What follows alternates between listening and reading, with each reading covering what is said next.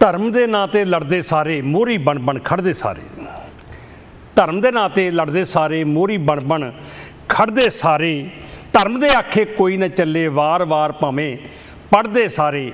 ਆਪਣੇ ਅੰਦਰ ਕੋਈ ਨਾ ਝਾਕੇ ਕਮੀ ਦੂਜੇ ਦੀ ਫੜਦੇ ਸਾਰੇ। ਆਪਣਾ ਧਰਮ ਤਾਂ ਚੰਗਾ ਜਾਪੇ ਦੂਜੇ ਧਰਮ ਤੋਂ ਸੜਦੇ ਸਾਰੇ। ਸੱਚ ਬੋਲ ਕੇ ਤਰਕ ਕਰੇ ਜੋ ਉਸੇ ਸਿਰਦੋਸ਼ ਮੜਦੇ ਸਾਰੇ। ਧਰਮ ਦੇ ਨਾਂ 'ਤੇ ਪਾ ਕੇ ਵੰਡੀਆਂ ਦੁਕਾਨਦਾਰੀਆਂ ਕਰਦੇ ਸਾਰੇ। ਇਹ ਲਾਈਨਾਂ ਅੱਜ ਸਾਡੇ ਮਿੱਤਰ ਇਟਲੀ ਦੇ ਵਿੱਚ ਨੇ, ਉਹਨਾਂ ਨੇ ਪਾਈਆਂ ਸੀ, ਮੈਨੂੰ ਵਧੀਆ ਲੱਗੀਆਂ, ਤੁਹਾਡੇ ਨਾਲ ਸਾਂਝੀਆਂ ਕੀਤੀਆਂ। ਔਰ ਵਾਕਿਆ ਹੀ ਜਿਹੜੀ ਗੱਲ ਹੈਗੀ ਆ, ਧਰਮ ਦੇ ਆਖੇ ਕੋਈ ਨਾ ਚੱਲੇ ਵਾਰ-ਵਾਰ ਭਾਵੇਂ ਪੜ੍ਹਦੇ ਸਾਰੇ। ਸੋ ਅਸੀਂ ਗੱਲ ਸਾਡੇ ਗੁਰੂ ਸਾਹਿਬਾਨ ਨੇ, ਸਾਡਾ ਗੁਰੂ ਮਾਨਿਓ ਗ੍ਰੰਥ ਜਿਹੜਾ ਕਿਹਾ ਸੀ, ਗੁਰੂ ਗ੍ਰੰਥ ਸਾਹਿਬ ਨੂੰ ਤਾਂ ਸਾਰੇ ਮੰਨਦੇ ਆ, ਪਰ ਗੁਰੂ ਗ੍ਰੰਥ ਸਾਹਿਬ ਦੀ ਕੋਈ ਨਹੀਂ ਮੰਨਦਾ। ਉਹ ਬਹੁਤ ਘੱਟ ਲੋਕ ਨੇ ਜੋ ਗੁਰੂ ਗ੍ਰੰਥ ਸਾਹਿਬ ਜੀ ਦੀ ਮੰਨਦੇ ਨੇ, ਵੀ ਜੋ ਉਹਦੇ 'ਚ ਲਿਖਿਆ ਉਹਦੀ ਮੰਨਦੇ ਨੇ। ਸੋ ਖੈਰ, ਇਹਨਾਂ ਲਾਈਨਾਂ ਨਾਲ ਮੈਂ ਹਾਜ਼ਰ ਹਾਂ ਜਗਤਾਰ ਸਿੰਘ ਜੱਗੀ। ਸਭ ਤੋਂ ਪਹਿਲਾਂ ਜਸ ਪੰਜਾਬੀ ਦੇਖਣ ਵਾਲੇ ਅਤੇ ਪੰਜਾਬੀ ਮਾਂ ਬੋਲੀ ਨੂੰ ਪਿਆਰ ਕਰਨ ਵਾਲੇ ਪਿਆਰੇ ਪੰਜਾਬੀਆਂ ਨੂੰ ਮੇਰੇ ਵੱਲੋਂ ਹਮੇਸ਼ਾ ਇਸ ਤਰ੍ਹਾਂ ਪਿਆਰ ਭਰੀ ਸਤਿ ਸ੍ਰੀ ਅਕਾਲ, ਨਮਸਕਾਰ, ਆਦਾਬ, ਸਲਾਮ, ਹੈਲੋ ਹੈ, ਅਤੇ ਨਾਲ ਬਹੁਤ ਨਿੱਘਾ ਸਵਾਗਤ ਜੀ ਅੱਜ ਦੇ ਇਸ ਲਾਈਵ ਸ਼ੋਅ ਦੇ ਵਿੱਚ।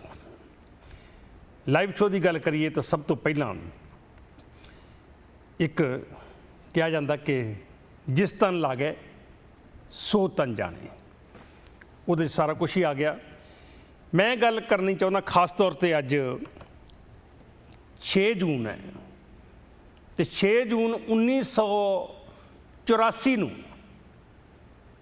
ਕੀ ਮਾਹੌਲ ਹੋਏਗਾ, ਕੀ ਮੰਜ਼ਰ ਹੋਏਗਾ ਉੱਥੇ ਹਰਿਮੰਦਰ ਸਾਹਿਬ ਦਾ, ਉਹ ਆਪਾਂ ਭਲੀ ਭਾਤ ਅੰਦਾਜ਼ਾ ਲਾ ਸਕਦੇ ਹਾਂ। ਬਾਕੀ ਕਾਫੀ ਸਾਰੀ ਮੈਂ ਕੋਸ਼ਿਸ਼ ਕਰਾਂਗਾ ਕੋਈ ਇਤਿਹਾਸ ਵੀ ਤੁਹਾਡੇ ਨਾਲ ਸਾਂਝਾ ਕਰੀਏ, ਸਾਡੇ ਕੋਈ ਨਾ ਕੋਈ ਜਿਹੜੇ ਦਰਸ਼ਕ ਹੈਗੇ ਨੇ। ਅਤੇ ਪਰ ਅਸਲ ਦੇ ਵਿੱਚ ਜਿਹੜਾ ਕੁਛ ਹੋਇਆ ਉਹ ਹੈ 38 ਸਾਲਾਂ ਬਾਅਦ ਵੀ ਲੱਖ ਕੋਸ਼ਿਸ਼ ਕਰਨ ਦੇ ਬਾਵਜੂਦ ਵੀ ਭੁੱਲ ਨਹੀਂ ਰਿਹਾ ਕਿਸੇ ਨੂੰ ਵੀ।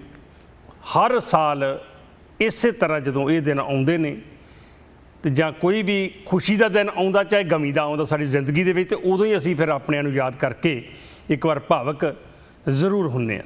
ਸੋ ਸਭ ਤੋਂ ਪਹਿਲਾਂ ਇਸ ਤੀਜੇ ਘੱਲੂਘਾਰੇ ਦੇ 1984 ਦੇ ਜਿੰਨੇ ਸਾਡੇ ਸ਼ਹੀਦ ਹੋਏ ਨੇ, ਸਾਰਿਆਂ ਨੂੰ ਕੋਟੀ ਪ੍ਰਣਾਮ ਕਰਦੇ ਹਾਂ। ਔਰ ਬਹੁਤ ਸਾਰੇ ਜਿਹੜੇ ਉੱਥੇ ਅਸੀਂ ਮੁੱਦਾ ਜਿਹੜਾ ਪਿਛਲੇ ਸਾਲ ਰਿਕਾਰਡ ਕੀਤਾ ਸੀ ਉਹ ਤੁਹਾਨੂੰ ਦਿਖਾਇਆ।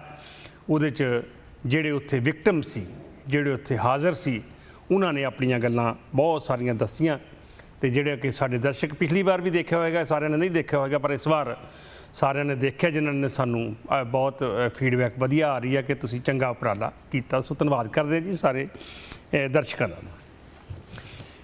ਗੱਲ ਆਪਾਂ ਵੈਸੇ ਅੱਜ ਇਹ ਹੁੰਦਾ ਵੀ ਕੋਈ ਵੀ ਕਰ ਸਕਦੇ ਹਾਂ, ਪਰ ਫਿਰ ਵੀ ਅਸੀਂ ਜੇ ਗੱਲ ਕਰੀਏ 1984 ਦੀ ਜ਼ਿਕਰ ਕਰੀਏ ਤਾਂ ਮੇਰੇ ਖਿਆਲ ਚੰਗਾ ਰਹੂਗਾ। ਜ਼ਿਕਰ ਕਰਨਾ ਬਣਦਾ ਵੀ ਹੈ ਸਾਡਾ, ਕਿਉਂਕਿ ਬਹੁਤ ਵੱਡਾ ਘੱਲੂਘਾਰਾ ਹੋਇਆ, ਛੋਟੀ ਗੱਲ ਨਹੀਂ ਸੀ। ਉਸ ਤੋਂ ਬਾਅਦ ਕਿੰਨੀ ਦੇਰ ਲੱਗ ਗਈ ਦੁਬਾਰਾ ਹਰਿਮੰਦਰ ਸਾਹਿਬ ਪਰਿਕਰਮਾ ਸਾਰੇ ਜਿੰਨੀਆਂ ਹੈਗੇ ਸੀਗੇ ਸਾਰਿਆਂ ਨੂੰ ਦੁਬਾਰਾ ਠੀਕ ਕਰਨ ਦੇ ਵਿੱਚ। ਪਰ ਉਸ ਤੋਂ ਪਹਿਲਾਂ ਗੱਲ ਕਰ ਲਈਏ, ਥੋੜ੍ਹੀ ਅਪਡੇਟ ਦੇ ਦਈਏ। ਪਹਿਲੀ ਅਪਡੇਟ ਤਾਂ ਬਣਦੀ ਹੈ ਜੀ ਸਿੱਧੂ ਮੂਸੇਵਾਲੇ ਦੀ, ਕਿ ਸਿੱਧੂ ਮੂਸੇਵਾਲੇ ਦੇ ਕਾਤਲ ਜਿਹੜੇ ਨੇ ਉਹ ਆਇਡੈਂਟੀਫਾਈ ਹੋ ਗਏ ਨੇ। 8 ਸ਼ੂਟਰ ਜਿਹੜੇ ਸੀ, ਸ਼ਾਰਪ ਸ਼ੂਟਰ, ਉਹ ਸਾਰੇ ਆਇਡੈਂਟੀਫਾਈ ਹੋ ਗਏ ਆ, ਫੜੇ ਵੀ ਜਾਣਗੇ। ਸੰਦੀਪ ਨੰਗਲਬੀਆ ਦੇ ਕਾਤਲ ਜਿਹੜੇ ਨੇ ਉਹ ਫੜੇ ਗਏ ਨੇ, ਉਹ ਕੱਲ੍ਹ ਦੀ ਗੱਲ ਹੈ, ਸ਼ਾਇਦ ਫੜ ਲਿਆ ਪੁਲਿਸ ਨੇ। ਅਤੇ ਉਸ ਤੋਂ ਬਾਅਦ ਰਹਿ ਗਈ ਸਿੱਧੂ ਮੂਸੇਵਾਲੇ ਦਾ ਤਾਂ ਖੈਰ ਐਕਸੀਡੈਂਟ, ਉਹ ਤਾਂ ਕਲੀਅਰ ਕੀਤਾ ਸੀਗਾ, ਅਤੇ ਉਹ ਡਿਕਲੇਅਰ ਕੀਤਾ ਸੀ ਜਿਹੜਾ ਸੀ ਐਕਸੀਡੈਂਟ, ਉਹਦਾ ਤਾਂ ਕੁਛ ਕੀ ਬਣਨਾ। ਅਤੇ ਨੰਗਲਬੀਆ ਦੇ ਕਾਤਲ ਫੜੇ ਗਏ, ਅਤੇ ਸਿੱਧੂ ਮੂਸੇਵਾਲੇ ਦੇ ਕਾਤਲ ਜਿਹੜੇ ਨੇ ਉਹ ਆਇਡੈਂਟੀਫਾਈ ਹੋ ਗਏ, ਅਤੇ ਉਹ ਛੇਤੀ ਫੜੇ ਜਾਣਗੇ। ਕਾਫੀ ਲੰਬੀ ਚੌੜੀ ਗੱਲ ਜਿਹੜੀ ਹੈਗੀ ਆ, ਤੁਸੀਂ ਦੇਖਦੇ ਹੀ ਹੋ, ਸਾਰੇ ਖਬਰਾਂ ਦੇ ਵਿੱਚ ਹਰ ਤਰ੍ਹਾਂ ਦੀ ਆ ਰਹੀ ਹੈ। ਉਹ ਲਾਰੈਂਸ ਬਿਸ਼ਨੋਈ ਜਿਹੜਾ ਉਹਦਾ ਭਾਣਜਾ ਆ, ਭਤੀਜਾ ਭਾਣਜਾ ਹੀ ਆ ਮੈਨੂੰ ਲੱਗਦਾ, ਉਹ ਸ਼ਰੇਆਮ ਹੀ ਕਹੀ ਜਾਂਦਾ, ਅਤੇ ਉਹ ਵੀ ਸ਼ਾਇਦ ਉਹ ਵੀ ਆਇਡੈਂਟੀਫਾਈ ਕੀਤਾ। ਅਤੇ ਲਾਰੈਂਸ ਬਿਸ਼ਨੋਈ ਜਿਹੜਾ, ਉਹਦੀ ਵੀ ਗੱਲ ਹੋਈ ਹੈ। ਦੂਜੀ ਗੱਲ ਕਰੀਏ ਤਾਂ ਇਹ ਗੋਲਡੀ ਬਰਾੜ ਜਿਹੜਾ ਕੈਨੇਡਾ ਵਾਲਾ, ਉਹਦਾ ਜ਼ਿਕਰ ਵੀ ਬਾਰ-ਬਾਰ ਆਉਂਦਾ। ਮਨਕੀਰਤ ਔਲਖ ਦਾ ਜ਼ਿਕਰ ਆਉਂਦਾ ਸੀ, ਉਹ ਆਪਣਾ ਕੈਨੇਡਾ ਆ ਗਿਆ, ਉਹ ਮਤਲਬ ਇੰਡੀਆ 'ਚ ਹੁਣ ਸੇਫ ਹੋ ਗਿਆ, ਕੈਨੇਡਾ ਪਹੁੰਚ ਗਿਆ। ਪਰ ਦੂਜੀ ਗੱਲ, ਸਿੱਧੂ ਮੂਸੇਵਾਲੇ ਤੁਹਾਨੂੰ ਪਤਾ ਹੈ, ਵੈਸੇ ਤਾਂ ਮੇਰੇ ਖਿਆਲ ਸਿੱਖ ਕੌਮ ਦੇ ਵਿੱਚ ਇਹ ਚੀਜ਼ ਹੈ ਨਹੀਂ ਕਿ ਮੜੀਆਂ ਜਾਂ ਬਣਾਉਣੀਆਂ, ਇਸ ਤਰ੍ਹਾਂ ਦਾ ਕੁਛ ਹੈ ਨਹੀਂ। ਪਰ ਅਸੀਂ ਉਹਨੂੰ ਸਮਾਧ ਕਹਿ ਲਈਏ, ਮੜੀ ਕਹਿ ਲਈਏ, ਉਹਦੀ ਯਾਦ ਕਹਿ ਲਈਏ, ਸਿੱਧੂ ਮੂਸੇਵਾਲੇ ਜਿਹਨੂੰ ਆਪਣੇ ਖੇਤਾਂ ਦੇ ਵਿੱਚ ਬਣਾਈ ਆ। ਅਤੇ ਉਹ ਕਮਾਲ ਦੀ ਗੱਲ ਇਹ ਹੈ, ਉਹਨਾਂ ਨੇ ਚਲੋ ਯਾਦ ਬਣਾਈ ਹੈ, ਪਰਿਵਾਰ ਨੇ ਉੱਥੇ ਵੀ ਚਲੋ ਕੋਈ ਆਉਂਦਾ ਜਾਂਦਾ, ਉੱਥੇ ਜਾਂਦੇ ਵੀ ਲੋਕ ਬਹੁਤ ਆ, ਮੇਲਾ ਲੱਗਿਆ ਹੁੰਦਾ। ਪਰ ਸਾਡੀ ਸੋਚ ਦੀ ਗੱਲ ਦੇਖ ਲਈਏ ਤਾਂ ਆਉਣ ਵਾਲੇ ਸਮੇਂ ਦੇ ਵਿੱਚ ਅੱਜ ਜੇ ਗੱਲ ਇਹ ਹੋ ਸਕਦੀ ਆ ਤੇ ਅਗਲੀ ਪੀੜ੍ਹੀ ਪਤਾ ਨਹੀਂ ਫਿਰ ਉਹਨੂੰ ਕੀ ਸੋਚੇਗੀ, ਕੀ ਸੀ ਕੀ ਨਹੀਂ। ਉਹਦੀ ਸਮਾਧ 'ਤੇ ਜਾ ਕੇ ਲੋਕ, ਜਗ੍ਹਾ 'ਤੇ ਜਾ ਕੇ ਲੋਕ ਪੈਸਿਆਂ ਦਾ ਮੱਥਾ ਟੇਕਣ ਲੱਗ ਪਏ। ਦੱਸੋ, ਪੈਸਿਆਂ ਦਾ ਮੱਥਾ ਜਿਵੇਂ ਟੇਕਦੇ, ਫਿਰ ਉਹਨਾਂ ਦੇ ਘਰਦਿਆਂ ਨੂੰ ਕਹਿਣਾ ਪਿਆ ਵੀ ਭਾਈ ਪੈਸੇ ਪੂਸੇ ਦਾ ਮੱਥਾ ਨਾ ਟੇਕੋ ਅਤੇ ਤੁਸੀਂ ਉੱਦਾਂ ਆ ਕੇ ਆਓ, ਇੱਥੇ ਦੇਖੋ, ਦਰਸ਼ਨ ਕਰੋ ਜੇ ਆਪਣੇ ਸਿੱਧੂ ਮੂਸੇਵਾਲੇ ਦੇ। ਅਤੇ ਦੂਜੀ ਗੱਲ ਇਹ ਹੈ ਕਿ ਇੱਕ ਮਾਹੌਲ ਪੰਜਾਬ ਨੂੰ ਵਿਗਾੜਨ ਦੀ ਬਹੁਤ ਜ਼ਿਆਦਾ ਕੋਸ਼ਿਸ਼ ਕੀਤੀ ਜਾ ਰਹੀ ਹੈ ਅਜੇ ਵੀ, ਕੁਛ ਵੀ ਕਰਕੇ।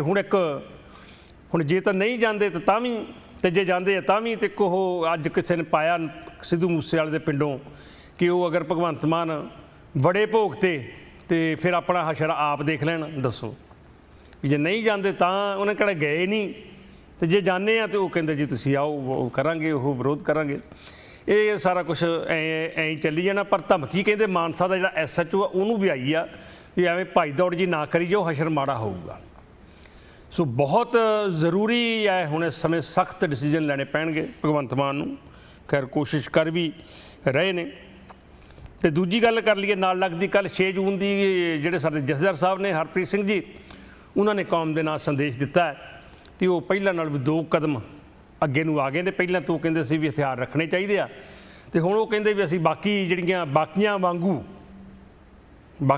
ਤੋਂ ਭਾਵ ਇਹ ਹੈ, ਦੂਜੇ ਸਮਝਣ ਵਾਲੇ ਇਹ ਸਮਝਣਗੇ ਬਾਕੀ ਕੌਣ ਹੋ ਗਏ, ਕਿ ਦੂਜੇ ਫਿਰਕਿਆਂ ਦੀ ਉਹ ਗੱਲ ਕਰ ਰਹੇ ਨੇ ਕਿ ਬਾਕੀਆਂ ਵਾਂਗੂ ਅਸੀਂ ਲੁੱਕ ਛਿਪ ਕੇ ਸਿਖਲਾਈ ਨਹੀਂ ਦੇਣੀ, ਅਸੀਂ ਸ਼ਰੇਆਮ ਸਿਖਲਾਈ ਜਿਹੜੀ ਉਹ ਹਥਿਆਰਾਂ ਦੀ ਸਾਡੇ ਨੌਜਵਾਨਾਂ ਨੂੰ ਦੇਵਾਂਗੇ, ਕਿਉਂਕਿ ਸਿੱਖ ਧਰਮ ਨੂੰ ਖਤਰਾ ਪੈਦਾ ਹੋਇਆ।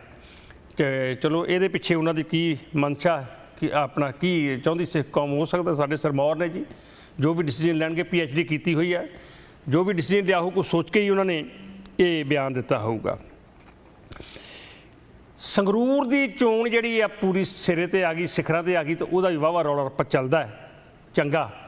ਅਤੇ ਹੁਣ ਜਿਹੜੀ ਵੱਡੀ ਗੱਲ ਇਹ ਸੀ, ਇੱਕ ਫੋਟੋ ਜਦੋਂ ਆਈ ਸੀ ਸਾਹਮਣੇ, ਅਤੇ ਸਾਰਿਆਂ ਨੇ ਕਿਹਾ ਸੀ ਵੀ ਆਹ ਕਿ, ਕਈਆਂ ਨੇ ਮਾੜਾ ਕਿਹਾ ਵੀ ਲੈ ਦੱਸ ਹੁਣ ਐਂ ਨਾਲ ਰਲ ਗਏ, ਫਲਾਨਾ ਹੋ ਗਿਆ, ਧਮਕੜਾ ਹੋ ਗਏ, ਅਤੇ ਕਈਆਂ ਨੇ ਕਿਹਾ ਵੀ ਚੱਲ ਚੰਗਾ ਹੋ ਗਿਆ। ਪਰ ਉਹ ਅੰਦਰ ਖਾਤੇ ਗੱਲ ਬਣੀ ਨਹੀਂ। ਮਾਨ ਸਾਹਿਬ, ਸਿਮਰਨਜੀਤ ਸਿੰਘ ਮਾਨ ਇਹ ਕਹਿੰਦੇ ਨੇ ਵੀ ਭਾਈ ਉਹ ਤਾਂ ਮਜ਼ਾਕ ਕਰਨ ਆਇਆ ਸੀਗਾ, ਮਜ਼ਾਕ ਕਰਕੇ ਚਲੇ ਗਿਆ ਸੁਖਬੀਰ ਬਾਦਲ। ਅਤੇ ਹੁਣ ਰਾਜੋਆਣਾ ਸਾਹਿਬ ਦੀ ਭੈਣ ਜਿਹੜੀ ਉਹ ਵੀ ਖੜੀ ਹੈ ਨਾਲ ਦੀ ਨਾਲ, ਜਿਹੜੇ ਹੈਗੇ ਸਿਮਰਨਜੀਤ ਮਾਨ, ਆਮ ਆਦਮੀ ਪਾਰਟੀ ਦਾ ਗੁਰਮੇਲ ਸਿੰਘ ਘਰਾਚੋਂ, ਅਤੇ ਨਾਲ ਦੀ ਨਾਲ ਕਾਂਗਰਸ ਵੱਲੋਂ ਗੋਲਡੀ, ਜਿਹੜੇ ਕਿ ਭਗਵੰਤ ਮਾਨ ਦੇ ਖਿਲਾਫ ਪਹਿਲਾਂ ਧੂਰੀ ਤੋਂ ਖੜੇ ਸੀਗੇ ਵਿਧਾਨ ਸਭਾ ਚੋਣਾਂ ਦੇ ਵਿੱਚ, ਅਤੇ ਹੁਣ ਕਾਂਗਰਸ ਦੇ ਬਣਾਏ ਨੇ ਲੋਕ ਸਭਾ ਦੇ ਉਮੀਦਵਾਰ ਬਣਾਏ ਆ। ਇਹ ਵੀ ਚਲੋ ਥੋੜ੍ਹੇ ਦਿਨ ਤੱਕ ਪਤਾ ਲੱਗ ਜਾਣਾ ਕੀ ਹੁੰਦਾ ਕੀ ਨਹੀਂ ਹੁੰਦਾ। ਅਤੇ ਨਾਲ ਦੀ ਨਾਲ ਇੱਕ ਹੋਰ ਗੱਲ ਜਿਹੜੀ ਤਾਜ਼ੀ ਖਬਰ ਹੁਣੇ ਆਈ ਆ, ਹੁਣ ਇੱਥੇ ਵੱਜੇ ਨੇ ਲਗਭਗ 7:45 ਕੈਲੀਫੋਰਨੀਆ ਦੀ ਗੱਲ ਕਰੀਏ ਤਾਂ ਇੰਡੀਆ ਦੇ ਵਿੱਚ ਵੱਜੇ ਨੇ 8:15, ਅਤੇ 3 ਵਜੇ ਦੀ ਤੜਕੇ ਦੀ ਕਹਿੰਦੇ ਗੱਲ ਆ ਅੱਜ ਉੱਥੇ ਤੜਕੇ 3 ਵਜੇ ਦੀ। ਜਿਹੜੇ ਸਾਧੂ ਸਿੰਘ ਧਰਮਸੋਤ ਸੀ, ਜਿਨ੍ਹਾਂ 'ਤੇ 64 ਕਰੋੜ ਰੁਪਏ ਦਾ ਘਪਲੇ ਦਾ ਇਲਜ਼ਾਮ ਸੀ ਕਿ ਦਲਿਤਾਂ ਦੇ ਸਟੂਡੈਂਟਾਂ ਦੇ ਜਿਹੜੇ ਵਜ਼ੀਫੇ ਸੀ ਕਹਿੰਦੇ ਉਹ ਖਾ ਗਿਆ ਸੀ, ਅਤੇ ਉਦੋਂ ਬਾਅਦ ਪਰ ਉਹਨਾਂ ਦੀਆਂ ਸਰਕਾਰਾਂ ਨੇ ਉਹਨੂੰ ਕਲੀਨ ਚਿੱਟ ਦੇ ਦਿੱਤੀ ਸੀ, ਕੈਪਟਨ ਸਾਹਿਬ ਨੇ ਵੀ, ਅਤੇ ਉਦੋਂ ਬਾਅਦ ਚੰਨੀ ਸਾਹਿਬ ਨੇ ਵੀ ਕਲੀਨ ਚਿੱਟ ਦੇ ਦਿੱਤੀ ਸੀ। ਪਰ ਹੁਣ ਵਿਜੀਲੈਂਸ ਨੇ ਅੱਜ ਸਵੇਰੇ ਤੜਕੇ ਕਹਿੰਦੇ ਗ੍ਰਿਫਤਾਰ ਉਹਨੂੰ ਕਰ ਲਿਆ। ਗ੍ਰਿਫਤਾਰ ਕਰਕੇ ਤਾਂ ਹੁਣ ਅੱਗੇ ਦੀ ਕਾਰਵਾਈ ਜਿਹੜੀ ਆ ਉਹ ਹੋਣੀ ਆ। ਅਤੇ ਇੱਕ ਆਹ ਸਰਕਾਰ ਦੀ ਗੱਲ ਚੱਲਦੀ ਸੀ, ਲੋਕਾਂ ਨੇ ਜਿਹਨਾਂ ਨੇ ਮਾੜਾ ਕਹਿਣਾ ਉਹਨਾਂ ਨੇ ਮਾੜਾ ਹੀ ਕਹਿਣਾ, ਭਾਵੇਂ ਕੋਈ ਚੰਗਾ ਕੰਮ। ਸਰਕਾਰ ਦੀ ਗੱਲ ਛੱਡੋ, ਆਮ ਬੰਦਿਆਂ ਦੀ ਵੀ ਗੱਲ ਕਰ ਲਈਏ, ਭਾਵੇਂ ਕਿਸੇ ਪਿੰਡ ਦੀ ਗੱਲ ਕਰ ਲਈਏ, ਕਿਸੇ ਪਰਿਵਾਰ ਦੀ ਗੱਲ ਕਰ ਲਈਏ, ਚਾਹੇ ਕਿਸੇ ਲੀਡਰ ਦੀ ਗੱਲ ਕਰ ਲਈਏ, ਜਿਨ੍ਹਾਂ ਨੇ ਜਿਹਨੂੰ ਮਾੜਾ ਕਹਿਣਾ ਉਹਨਾਂ ਨੇ ਮਾੜਾ ਹੀ ਕਹਿਣਾ, ਚਾਹੇ ਅਗਲਾ ਜਿੰਨਾ ਮਰਜ਼ੀ ਚੰਗਾ ਹੋਵੇ ਅਤੇ ਜਿੰਨਾ ਮਰਜ਼ੀ ਚੰਗੇ ਕੰਮ ਕਰ ਰਿਹਾ ਹੋਵੇ, ਉਹਨਾਂ ਨੇ ਕਿਸੇ ਤਰੀਕੇ ਮਾੜੇ ਕਹਿਣਾ। ਜਿਵੇਂ ਫਿਲਹਾਲ ਵਿਰੋਧੀ ਪਾਰਟੀਆਂ ਜਿਹੜੀਆਂ ਉਹ ਪੰਜਾਬ ਸਰਕਾਰ ਦੇ ਖਿਲਾਫ ਕਰ ਰਹੀਆਂ ਨੇ। ਪਰ ਇੱਕ ਮੈਂ ਹੁਣ ਅਜੇ TV 'ਤੇ ਖਬਰ ਦੇਖ ਰਿਹਾ ਸੀ, ਸ਼ਾਇਦ ਉੱਧਰ ਅੰਮ੍ਰਿਤਸਰ ਸਾਈਡ ਦੀ ਸੀ, ਵਿਆਹ ਸੀ ਧਰਿਆ ਹੋਇਆ ਮੁੰਡੇ ਦਾ, ਅਤੇ ਵਿਆਹ 4 ਦਿਨਾਂ ਨੂੰ ਵਿਆਹ ਸੀਗਾ, ਅਤੇ ਕੁੜੀ ਨੂੰ ਹੁਣ ਜਾਂ ਤਾਂ ਉਹਦੇ ਕੋਈ ਪਤਾ ਲੱਗੇ ਹੋਣਗੇ, ਕੋਈ ਲੂਪਹੋਲ ਪਤਾ ਲੱਗੇ ਹੋਣਗੇ, ਜਾਂ ਕੋਈ ਉਹਨੂੰ ਹੋਰ ਕੋਈ ਗੱਲ ਹੋਊਗੀ। ਵਿਆਹ ਵਾਲੀ ਕੁੜੀ ਨੇ ਵਿਆਹ ਤੋਂ ਇਨਕਾਰ ਕਰਤਾ ਵੀ ਮੈਂ ਉਹਨਾਂ ਵਿਆਹ ਨਹੀਂ ਕਰਾਉਣਾ।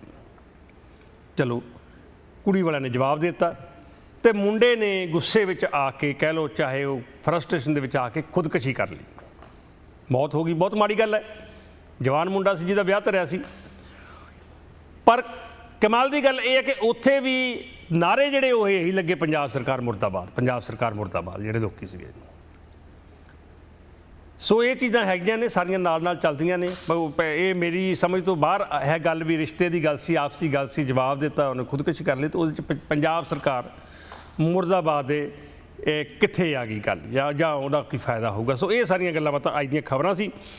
ਤੇ ਬ੍ਰੇਕ ਤੋਂ ਬਾਅਦ ਜੀ ਅਸੀਂ ਸਾਡੇ ਦਰਸ਼ਕਾਂ ਦੇ ਨਾਲ ਮੈਂ ਚਾਹਾਂਗਾ ਵੀ ਕੋਈ, ਵੈਸੇ ਤਾਂ ਕੋਈ ਵੀ ਗੱਲ ਕਰ ਸਕਦੇ ਆ, 4-5 ਮੈਂ ਖਬਰਾਂ ਪੜ੍ਹੀਆਂ, ਇਹਨਾਂ 'ਚੋਂ ਵੀ ਗੱਲ ਕਰ ਸਕਦੇ ਹੋ।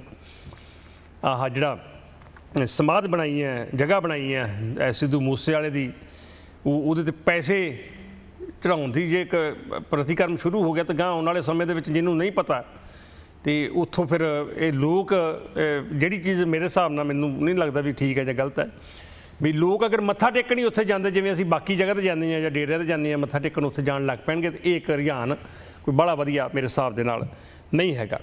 ਬ੍ਰੇਕ ਲੈਂਦੇ ਹਾਂ, ਬ੍ਰੇਕ ਤੋਂ ਬਾਅਦ ਫਿਰ ਜਿਸ ਤਰ੍ਹਾਂ ਵੀ ਤੁਸੀਂ ਕਹੋਗੇ, ਜਿਸ ਤਰ੍ਹਾਂ ਦੀ ਗੱਲਬਾਤ ਕਰਨੀ ਚਾਹੋਗੇ, ਉਸ ਤਰ੍ਹਾਂ ਦੀ ਗੱਲਬਾਤ ਕਰਾਂਗੇ। ਫਿਲਹਾਲ ਬ੍ਰੇਕ ਲੈਂਦੇ, ਦੇਖਦੇ ਰਹੋ ਜਸ ਪੰਜਾਬ। ਸਭ ਤੋਂ ਪਹਿਲਾਂ ਸਾਡੇ ਨਾਲ ਗੁਰਮੇਲ ਸਿੰਘ ਧੀਰ ਸਾਹਿਬ ਜੁੜੇ ਨੇ ਕੈਨੇਡਾ ਤੋਂ, ਅਕਸਰ ਕਾਲ ਕਰਦੇ ਹੁੰਦੇ ਆ, ਤੇ ਉਹ ਦੱਸਣਾ ਚਾਹੁੰਦੇ ਨੇ ਕੁਛ 1984 ਬਾਰੇ, ਜੂਨ 1984 ਦੀ ਗੱਲ ਕਰਨੀ ਚਾਹੁੰਦੇ ਨੇ। ਥੋੜ੍ਹੀ ਦੇਰ ਵਾਸਤੇ ਉਹਨਾਂ ਨਾਲ ਗੱਲ ਕਰਦੇ, ਉਸ ਤੋਂ ਬਾਅਦ ਕਾਲਾਂ ਜਿਹੜੀਆਂ ਲੈਣੀਆਂ ਸ਼ੁਰੂ ਕਰ ਦੇਵਾਂਗੇ। ਕਾਫੀ ਸਾਰੀਆਂ ਕਾਲਾਂ ਆਈਆਂ ਹੋਈਆਂ। ਤੇ ਹੈਲੋ ਧੀਰ ਸਾਹਿਬ, ਸਤਿ ਸ਼੍ਰੀ ਅਕਾਲ ਜੀ, ਬਹੁਤ ਬਹੁਤ ਸਵਾਗਤ।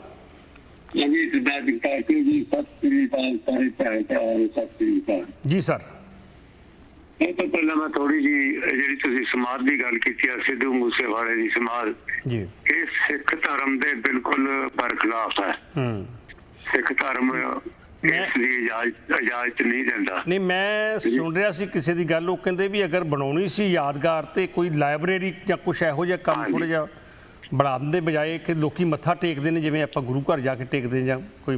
ਐਗਜ਼ੈਕਟਲੀ ਮੈਂ ਵੀ ਇਹੀ ਗੱਲ ਕਹਿਣੀ ਸੀ, ਜਾਂ ਤੁਸੀਂ ਕੋਈ ਇਹਦਾ ਮਿਊਜ਼ਿਕ ਦਾ, ਪੰਜਾਬੀ ਮਿਊਜ਼ਿਕ ਦਾ ਸਕੂਲ ਬਣਾ ਦਿੰਦੇ, ਜਾਂ ਕੋਈ ਇਹਦੀ ਲਾਇਬ੍ਰੇਰੀ ਬਣਾ ਦਿੰਦੇ ਜਿੱਥੇ ਲੋਕੀ ਜਾ ਕੇ ਸੰਗੀਤ ਦੀਆਂ ਕਿਤਾਬਾਂ ਹੁੰਦੀਆਂ, ਜਾਂ ਹੋਰ ਉੱਤੇ ਸੰਗੀਤ ਦਾ ਸਮਾਨ ਰੱਖਿਆ ਹੁੰਦਾ, ਜਿਵੇਂ ਸਾਜ਼ ਜਿਹੜੇ ਹੁੰਦੇ ਨੇ ਉਹ ਰੱਖੇ ਜਾਂਦੇ ਪੰਜਾਬੀ, ਲੋਕੀ ਜਾ ਕੇ ਉੱਥੇ ਬੱਚੇ ਪੜ੍ਹਦੇ ਜਾਂ ਸੁਣਦੇ। ਪਰ ਸਮਾਜ ਤੋਂ ਕੀ ਮਿਲਣਾ ਸਵਾਏ। ਚਲੋ ਧੀਰ ਸਾਹਿਬ, ਆਪਾਂ 84 ਦੀ ਗੱਲ ਕਰੀਏ, ਸਮਾਂ ਫਿਰ ਘੱਟ ਜਾਂਦਾ ਹੈ। ਮੈਂ ਗੱਲ ਕਰਨੀ ਚਾਹਾਂ, ਸਭ ਤੋਂ ਪਹਿਲਾਂ ਤਾਂ ਮੈਂ ਇਹਨਾਂ ਸਾਰੇ ਸ਼ਹੀਦਾਂ ਨੂੰ ਜਿਹੜੇ 1984 ਜੂਨ ਦੇ ਵਿੱਚ ਸ਼ਹੀਦ ਹੋ ਗਏ, ਉਹਨਾਂ ਨੂੰ ਮੈਂ ਸ਼ਰਧਾ ਦੇ ਫੁੱਲ ਭੇਟ ਕਰਦਾ। ਸੰਤ ਜਰਨੈਲ ਸਿੰਘ ਜੀ ਭਿੰਡਰਾਂਵਾਲੇ, ਜਨਰਲ ਸੁਬੇਗ ਸਿੰਘ ਜੀ ਤੇ ਭਾਈ ਅਮਰੀਕ ਸਿੰਘ। ਇਹਦੇ ਪਿਛੋਕੜ 'ਚ ਥੋੜਾ ਜਿਹਾ ਜਾਣਾ ਪਊਗਾ ਜਿੱਥੋਂ ਇਹ ਸ਼ੁਰੂਆਤ ਹੋਈ। 1970 ਦੇ ਦਹਾਕੇ ਦੇ ਵਿੱਚ ਨਿਰੰਕਾਰੀ ਆਗੂ ਗੁਰਬਚਨ ਸਿੰਘ, ਜਿਹਨੂੰ ਗੁਰਬਚਨਾ ਵੀ ਕਹਿੰਦੇ ਨੇ ਆਪਣੇ ਲੋਕ, ਉਸ ਨੇ ਸਮਾਗਮ ਕਰਨੇ ਸ਼ੁਰੂ ਕੀਤੇ ਸ਼ਹਿਰਾਂ ਦੇ ਵਿੱਚ, ਅਲੱਗ-ਅਲੱਗ ਸ਼ਹਿਰਾਂ 'ਚ, ਜਲੰਧਰ 'ਚ, ਲੁਧਿਆਣਾ, ਪਟਿਆਲਾ ਤੇ ਦੂਸਰੇ ਦਿੱਲੀ, ਕਾਨਪੁਰ, ਕਲਕੱਤਾ। 78 ਦੀ ਗੱਲ ਹੈ, 70 ਦੇ ਟਾਈਮ 'ਚ ਜੀ। ਤੇ ਫਿਰ ਉਹ ਇੱਥੇ ਮੌਂਟਰੀਅਲ ਵੀ ਆਇਆ, ਟੋਰਾਂਟੋ ਵੀ ਆਇਆ। ਉਹ ਜਿੱਥੇ ਵੀ ਜਾਂਦਾ ਸੀ ਉਹ ਗੁਰੂਆਂ ਦੇ ਖਿਲਾਫ ਬੋਲਦਾ ਸੀ ਤੇ ਗੁਰੂ ਗ੍ਰੰਥ ਸਾਹਿਬ ਦੀ ਬੇਅਦਬੀ ਕਰਿਆ ਕਰਦਾ ਸੀ। ਇਹ ਮੈਂ ਉਹਨੂੰ ਲੁਧਿਆਣੇ ਰੇਖੀ ਬਾਗ ਦੇ ਵਿੱਚ, ਉੱਥੇ ਮੈਂ ਇਹਨੂੰ ਦੇਖਿਆ, ਰੱਖ ਬਾਗ ਦੇ ਵਿੱਚ ਆਪ ਦੇਖਿਆ, ਗੁਰੂ ਗ੍ਰੰਥ ਸਾਹਿਬ ਦੇ ਉੱਤੇ ਬੈਠਿਆ। ਉੱਥੇ ਮੁੰਡੇ ਅਸੀਂ ਕਾਲਜ ਦੇ ਪੜ੍ਹ ਕੇ ਉੱਠੇ। ਅੱਛਾ, ਫਿਰ ਇਸ ਦੀ ਜਿਹੜੀ ਵੱਡੀ ਵਾਰਦਾਤ ਸਾਹਮਣੇ ਆਈ, ਉਹ ਆਈ 13 ਅਪ੍ਰੈਲ ਦੀ ਵਿਸਾਖੀ 1978 ਨੂੰ, ਜਿੱਥੋਂ ਇਹ ਸ਼ੁਰੂਆਤ ਹੁੰਦੀ ਹੈ। ਹਾਂਜੀ, 1978, 13 ਅਪ੍ਰੈਲ 1978। ਉੱਥੇ ਅੰਮ੍ਰਿਤਸਰ ਦੇ ਵਿੱਚ ਹਰਿਮੰਦਰ ਸਾਹਿਬ ਦੇ ਲਾਗੇ ਹੀ ਇਸ ਨੇ ਇੱਕ ਸਮਾਗਮ ਕੀਤਾ। ਉਸ ਵੇਲੇ ਸੰਤ ਜਰਨੈਲ ਸਿੰਘ ਜੀ ਭਿੰਡਰਾਂਵਾਲੇ ਚੌਕ ਮਹਿਤਾ ਵਿੱਚ ਰਹਿੰਦੇ ਹੁੰਦੇ ਸੀ, ਤੇ ਉਹਨਾਂ ਨੇ ਆਪਣੇ, ਉਹ ਗੁਰੂਆਂ ਦੇ ਖਿਲਾਫ ਬੋਲਦਾ ਸੀ, ਗੁਰੂ ਗੋਬਿੰਦ ਸਿੰਘ ਦੇ ਖਿਲਾਫ ਬਹੁਤ ਪ੍ਰਚਾਰ ਕਰਦਾ ਸੀ ਕਿ ਉਹ ਕਾਹਦਾ ਗੁਰੂ ਆ, ਉਹ ਆਪਣੇ ਲੋਕਾਂ ਨੂੰ ਬਚਾ ਨਹੀਂ ਸਕਿਆ ਤੇ ਇਹ ਧਰਮ ਦਾ ਪ੍ਰਚਾਰ ਨਹੀਂ ਸੀ ਕਰਦਾ। ਇਹਨੂੰ ਇਹ ਤੋਂ ਪੁੱਛੇ, ਗੁਰੂ ਗੋਬਿੰਦ ਸਿੰਘ ਮਹਾਰਾਜ ਨੇ ਧਰਮ ਦਾ ਪ੍ਰਚਾਰ ਕੀਤਾ, ਪਰ ਉਹ ਵਕਤ ਕਿਹੜਾ ਸੀ? ਉਹ ਧਰਮ ਦੀ ਰੱਖਿਆ ਦਾ ਵਕਤ ਸੀ ਜੀ। ਹਾਂਜੀ, ਤੇ ਰਾਖੀ ਕਰਨੀ ਸੀ ਧਰਮ ਦੀ। ਔਰ ਉਹਨਾਂ ਨੇ ਫਿਰ ਗੁਰੂ ਗੋਬਿੰਦ ਸਿੰਘ ਮਹਾਰਾਜ ਨੇ ਖਾਲਸਾ ਪੰਥ ਵੀ ਸਾਜਿਆ, ਪਰ ਉਹ ਨਹੀਂ ਟਲਿਆ ਤੇ ਫਿਰ ਸੰਤ ਜਰਨੈਲ ਸਿੰਘ ਭਿੰਡਰਾਂਵਾਲੇ ਨੇ ਆਪਣੇ ਬੰਦੇ ਭੇਜੇ ਜਿਹੜੇ ਬਿਲਕੁਲ ਬੇਹਥਿਆਰੇ ਸੀ, ਕੋਈ ਨਾ ਕੋਈ ਹਥਿਆਰ ਨਹੀਂ ਸੀ ਤੇ ਉਹਨੇ ਅੱਗੋਂ ਉਹਨਾਂ ਨੂੰ ਗੋਲੀਆਂ ਚਲਾਈਆਂ, ਕੁੱਟਿਆ, ਮਾਰਿਆ, ਲਾਠੀਆਂ ਮਾਰੀਆਂ, ਨੇਜ਼ਾਂ ਮਾਰਿਆ, ਜਿਹਦੇ ਵਿੱਚ 13 ਸਿੰਘ ਸੰਤ ਜਰਨੈਲ ਸਿੰਘ ਭਿੰਡਰਾਂਵਾਲੇ ਦੇ ਸ਼ਹੀਦ ਹੋ ਗਏ। ਔਰ ਦੇਖੋ ਉਸ ਵੇਲੇ ਅਕਾਲੀ ਸਰਕਾਰ ਸੀ, ਸਰਦਾਰ ਪੰਜਾਬ ਪ੍ਰਕਾਸ਼ ਸਿੰਘ ਬਾਦਲ ਮੁੱਖ ਮੰਤਰੀ ਸੀ, ਉਹਨਾਂ ਨੇ ਕੋਈ ਐਕਸ਼ਨ ਨਹੀਂ ਲਿਆ। ਹੁੰਦਾ ਤਾਂ ਇਹ ਆ ਜੱਗੀ ਜੀ, ਜਿੱਥੇ ਕੋਈ ਕਾਨੂੰਨ ਦੀ ਜਿੱਥੇ ਕਿਤੇ ਕੋਈ ਇਹ ਕੰਮ ਹੁੰਦਾ, ਦੁਰਘਟਨਾ ਹੁੰਦੀ ਆ, ਉਸੇ ਹੀ ਉਸੇ ਸ਼ਹਿਰ ਦੇ ਵਿੱਚ ਮੁਕੱਦਮਾ ਚਲਾਇਆ ਜਾਂਦਾ। ਪਰ ਇਹਨਾਂ ਨੇ ਸਰਕਾਰ ਨੇ ਚੁੱਕੀ ਉਹ ਮੁਕੱਦਮਾ ਸੀ ਜਿਹੜਾ ਕਰਨਾਲ ਲੈ ਗਏ। ਨਾ ਕਿਸੇ ਨੂੰ ਸਜ਼ਾ, ਨਾ ਕੋਈ ਸਜ਼ਾ ਹੋਣੀ ਸੀ, ਨਾ ਕੋਈ ਹੋਈ। ਉਸ ਤੋਂ ਬਾਅਦ ਭਿੰਡਰਾਂਵਾਲੇ ਸੰਤਾਂ ਦੇ ਜੱਥਿਆਂ ਨੇ ਫਿਰ ਆਪਣੇ ਤੌਰ ਤੇ ਕੰਮ ਸ਼ੁਰੂ ਕਰ ਦਿੱਤਾ। 1980 ਦੇ ਵਿੱਚ ਨਿਰੰਕਾਰੀ ਆਗੂ ਗੁਰਬਚਨ ਸਿੰਘ ਉਹ ਦਿੱਲੀ ਵਿੱਚ ਕਤਲ ਹੋ ਗਿਆ। ਉਸ ਤੋਂ ਬਾਅਦ ਫਿਰ ਉਹ ਕੰਮ ਫਿਰ ਵੱਧਦਾ 1981 ਦੇ ਵਿੱਚ ਸੰਤ ਜਰਨੈਲ ਸਿੰਘ ਭਿੰਡਰਾਂਵਾਲਿਆਂ ਨੂੰ ਵੀ ਗ੍ਰਿਫਤਾਰ ਕਰ ਲਿਆ, ਪਰ ਛੱਡਣਾ ਪਿਆ। 1982 ਦੇ ਵਿੱਚ ਕੁਲਵੰਤ ਸਿੰਘ ਨਾਗੋਕੇ ਜਿਹੜਾ ਪ੍ਰਸਿੱਧ ਵਕੀਲ ਸੀ ਤੇ ਮਨੁੱਖੀ ਅਧਿਕਾਰਾਂ ਦਾ ਉਹ ਵਿੰਗ ਸੀ, ਉਸ ਦਾ ਵੀ ਕਤਲ ਹੋ ਗਿਆ। ਉਸੇ ਸਾਲ 1982 ਦੇ ਵਿੱਚ ਇੰਦਰਾ ਗਾਂਧੀ ਨੇ ਕਪੂਰੀ ਦੇ ਵਿੱਚ ਆਪਣਾ ਜਿਹੜਾ ਸੀ ਉਹ ਨਹਿਰ ਦੇ ਪੁਲ ਉਹਦਾ ਟੱਕ ਲਾ ਕੇ ਜਿਹੜੀ ਪਾਣੀ ਸੀ ਉਹ ਹਰਿਆਣੇ ਵੱਲ ਨੂੰ ਕਰ ਦਿੱਤਾ। ਚਾਂਦੀ ਦੀ ਕਈ ਮੇਰੇ ਖਿਆਲ ਉਦੋਂ ਵਰਤੀ ਗਈ ਸੀ। ਹਾਂਜੀ, ਚਾਂਦੀ ਦੀ ਕਈ ਨਾਲ ਉੱਥੇ ਕੈਪਟਨ ਅਮਰਿੰਦਰ ਸਿੰਘ ਵੀ ਸੀ। ਉਹ ਦੇਖੋ ਉਸ ਤੋਂ ਬਾਅਦ ਫਿਰ ਕਾਲੀਆਂ ਨੇ ਉੱਥੇ ਮੋਰਚਾ ਲਾਤਾ। ਇਹ ਮੋਰਚਾ ਫਿਰ ਸ਼ਿਫਟ ਕਰਕੇ ਅੰਮ੍ਰਿਤਸਰ ਆ ਗਿਆ, ਧਰਮ ਯੁੱਧ ਵਿੱਚ ਤਬਦੀਲ ਹੋ ਗਿਆ ਜੀ। ਫਿਰ ਸੰਤ ਜਰਨੈਲ ਸਿੰਘ ਭਿੰਡਰਾਂਵਾਲਿਆਂ ਨੇ ਵੀ ਆਪਣੇ ਤੌਰ ਤੇ ਇੱਕ ਮੋਰਚਾ ਲਾਤਾ ਕਿ ਹੁਣ ਇਹ ਅਸੀਂ ਧਰਮ ਯੁੱਧ ਮੋਰਚਾ ਅਸੀਂ ਜਾਂ ਤਾਂ ਕੁਛ ਲੈ ਕੇ ਹਟਾਂਗੇ। ਚੰਡੀਗੜ੍ਹ ਤੇ ਪੰਜਾਬੀ ਬੋਲਦੇ ਇਲਾਕੇ, ਹੋਰ ਸਾਰੇ ਇਲਾਕਿਆਂ ਵਿੱਚ ਇਹ ਸਾਰਾ ਕੁਛ ਸ਼ੁਰੂ ਹੋ ਗਿਆ।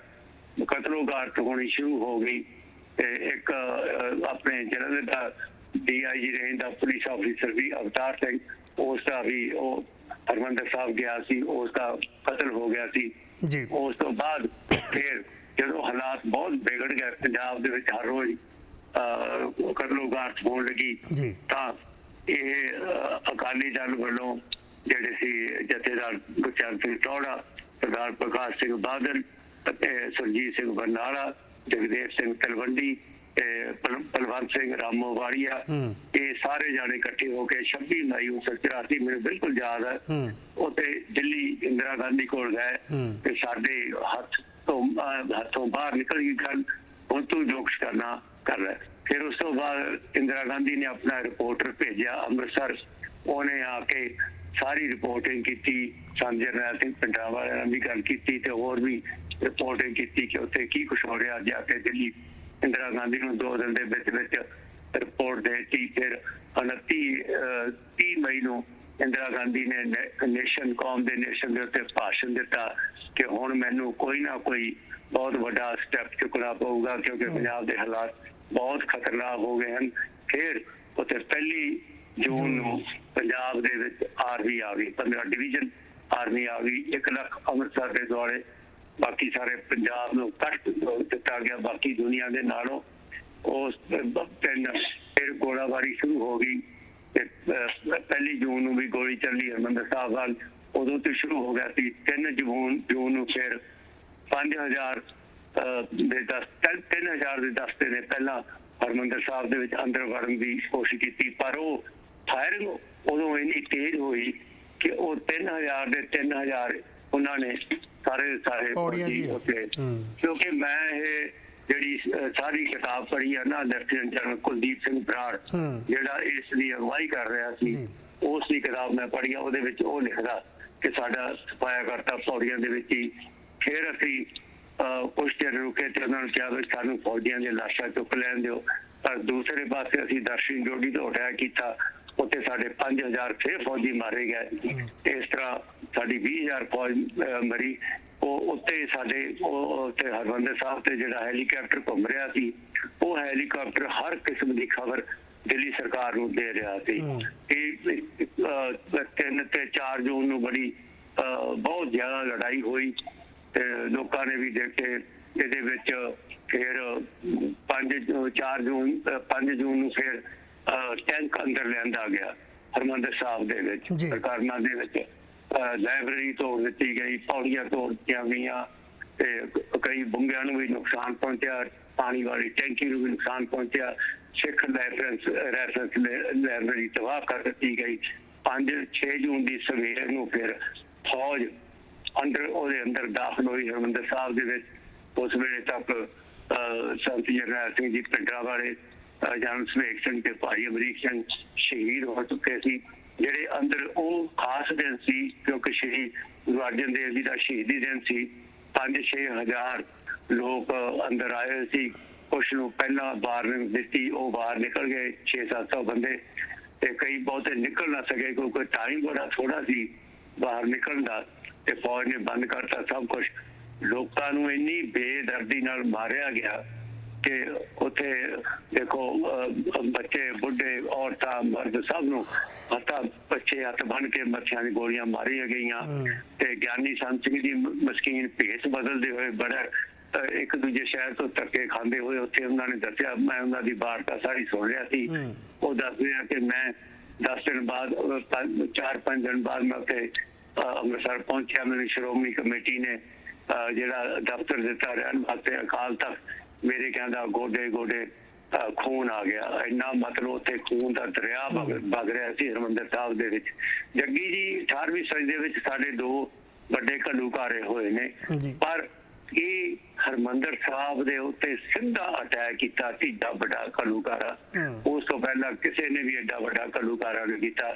ਜਿਹੜੇ ਦੁੱਖ ਦੀ ਗੱਲ ਹੈ ਕਿ ਸਾਡੀ ਆਪਣੀ ਭਾਰਤੀ ਫੌਜ ਨੇ ਹੀ ਸਾਡੇ ਉੱਤੇ ਐਡਾ ਵੱਡਾ ਹਮਲਾ ਕੀਤਾ। ਇਸ ਤੋਂ ਬਾਅਦ ਚੌਥਾ ਘੱਲੂਘਾਰਾ ਫਿਰ ਨਵੰਬਰ ਦੇ ਵਿੱਚ ਹੋਇਆ।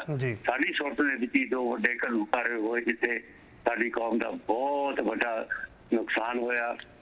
ਮੈਂ ਇਹਨਾਂ ਹੀ ਕਹਿਣਾ ਜੀ, ਜਿਹੜਾ ਵਾਈਟ ਹਾਊਸ ਵਾਈਟ ਪੇਪਰ ਜਾਰੀ ਕੀਤਾ ਇੰਡੀਆ ਦੀ ਗੌਰਮੈਂਟ ਨੇ, ਬਿਲਕੁਲ ਝੂਠਾ। ਉਹਦੇ ਵਿੱਚ ਦੱਸਿਆ ਕੁਛ ਹੀ ਅੰਦਰ ਜਿਹੜੇ 100-150 ਬੰਦੇ ਉਹ ਸ਼ਹੀਦ ਹੋਏ ਨੇ ਤੇ 90 ਪਿੰਡਰਾਂ ਵਾਲੇ ਦੇ ਅੱਤਵਾਦੀ ਸ਼ਹੀਦ ਹੋਏ ਨੇ। ਇਹ ਬਿਲਕੁਲ ਝੂਠਾ ਸੀ ਜੀ। ਕੋਈ ਅਸਲੀ ਤਸਵੀਰ ਨਹੀਂ ਦੱਸੀ ਗਈ, ਕੋਈ ਇਨਸਾਫ ਨਹੀਂ ਦਿੱਤਾ ਗਿਆ। ਮੈਂ ਇਸ ਗੱਲ ਦੇ ਨਾਲ ਆਪਣਾ ਜਿਹੜਾ ਤੁਸੀਂ ਮੈਨੂੰ ਟਾਈਮ ਦਿੱਤਾ, ਤੁਹਾਡਾ ਬਹੁਤ-ਬਹੁਤ ਥੈਂਕ ਯੂ ਜੀ। ਵਾਹਿਗੁਰੂ ਜੀ ਕਾ ਖਾਲਸਾ, ਵਾਹਿਗੁਰੂ ਜੀ ਕੀ ਫਤਿਹ। ਬਹੁਤ ਮਿਹਰਬਾਨੀ ਧੀਰ ਸਾਹਿਬ, ਬਹੁਤ ਵਧੀਆ ਜਾਣਕਾਰੀ ਦਿੱਤੀ, ਸਾਂਝੀ ਕੀਤੀ ਆ ਔਰ ਬਹੁਤ ਸਾਰੇ ਦਰਸ਼ਕਾਂ ਨੂੰ ਪਤਾ ਹੋਏਗਾ ਸਾਰਾ ਇਤਿਹਾਸ ਤੇ ਬਹੁਤ ਸਾਰਿਆਂ ਨੂੰ ਹੋ ਸਕਦਾ ਇਹਦੀ ਜਾਣਕਾਰੀ ਨਾ ਹੋਵੇ, ਖਾਸ ਤੌਰ ਤੇ ਯੂਥ ਜਿਹੜਾ ਹੈਗਾ ਜਾਂ ਉਦੋਂ ਬੱਚੇ ਜਿਹੜੇ ਛੋਟੇ ਸੀਗੇ ਤੇ ਜਾਂ ਉਸ ਤੋਂ ਬਾਅਦ ਜਿਹੜੇ ਪੈਦਾ ਹੋਏ ਨੇ ਉਹਨਾਂ ਨੂੰ ਇਹ ਚੀਜ਼ਾਂ ਨਹੀਂ ਪਤਾ ਹੋਣੀਆਂ। ਉਸ ਦੱਸਣ ਦੀ ਬਹੁਤ ਵੱਡੀ ਜ਼ਰੂਰਤ ਹੈ। ਔਰ ਨਾਲ ਦੀ ਨਾਲ ਇਹ ਵੀ ਕਿਹਾ ਜਾਂਦਾ ਕਿ ਉਹ ਸਮਾਨ ਜਿਹੜਾ ਉਦੋਂ ਲੈ ਗਈ ਸੀਗੀ ਸੈਂਟਰ ਮਿਲਟਰੀ ਆਪਣੇ ਨਾਲ ਲੈ ਗਈ ਸੀ, ਉਹਦਾ ਉਸ ਤੋਂ ਬਾਅਦ ਨਹੀਂ ਸ਼ਾਇਦ ਕੁਛ ਵਾਲਾ ਪਤਾ ਵਾਪਸ ਕੀਤਾ ਕਿ ਨਹੀਂ ਕੀਤਾ। ਜੇ ਨਹੀਂ ਕੀਤਾ ਤੇ ਉਹ ਕਿੱਥੇ ਹੈਗਾ ਉਹ ਸਮਾਨ ਜਿਹੜਾ ਸੀ ਅੰਦਰ। ਮਹਾਰਾਜ ਦੀਆਂ ਹੱਥ ਲਿਖਤ ਬੀੜਾਂ ਸੀਗੀਆਂ, ਹੋਰ ਕਈ ਕੁਛ ਸੀਗਾ, ਬਹੁਤ ਕੁਛ ਸੀਗਾ ਲਾਇਬ੍ਰੇਰੀ ਦੇ ਵਿੱਚ ਵੀ। ਸੋ ਅੱਜ ਮੇਰੇ ਖਿਆਲ ਅਸੀਂ ਸਾਡਾ ਅੱਜ ਦਾ ਦਿਨ ਜਿਹੜਾ ਹੈਗਾ ਉਹ ਜੂਨ 84 ਨੂੰ ਸਮਰਪਿਤ ਰਹੇਗਾ। ਤੁਸੀਂ ਵੀ ਕੋਈ ਕਾਲ ਕਰਕੇ ਆਪਣੇ ਵਿਚਾਰ ਪੇਸ਼ ਕਰਨਾ ਚਾਹੁੰਦੇ ਹੋ ਤਾਂ ਕਰ ਸਕਦੇ ਹੋ। ਫਿਲਹਾਲ ਬ੍ਰੇਕ ਲੈਣੇ, ਦੇਖਦੇ ਰਹੋ ਜਸ ਪੰਜਾਬ।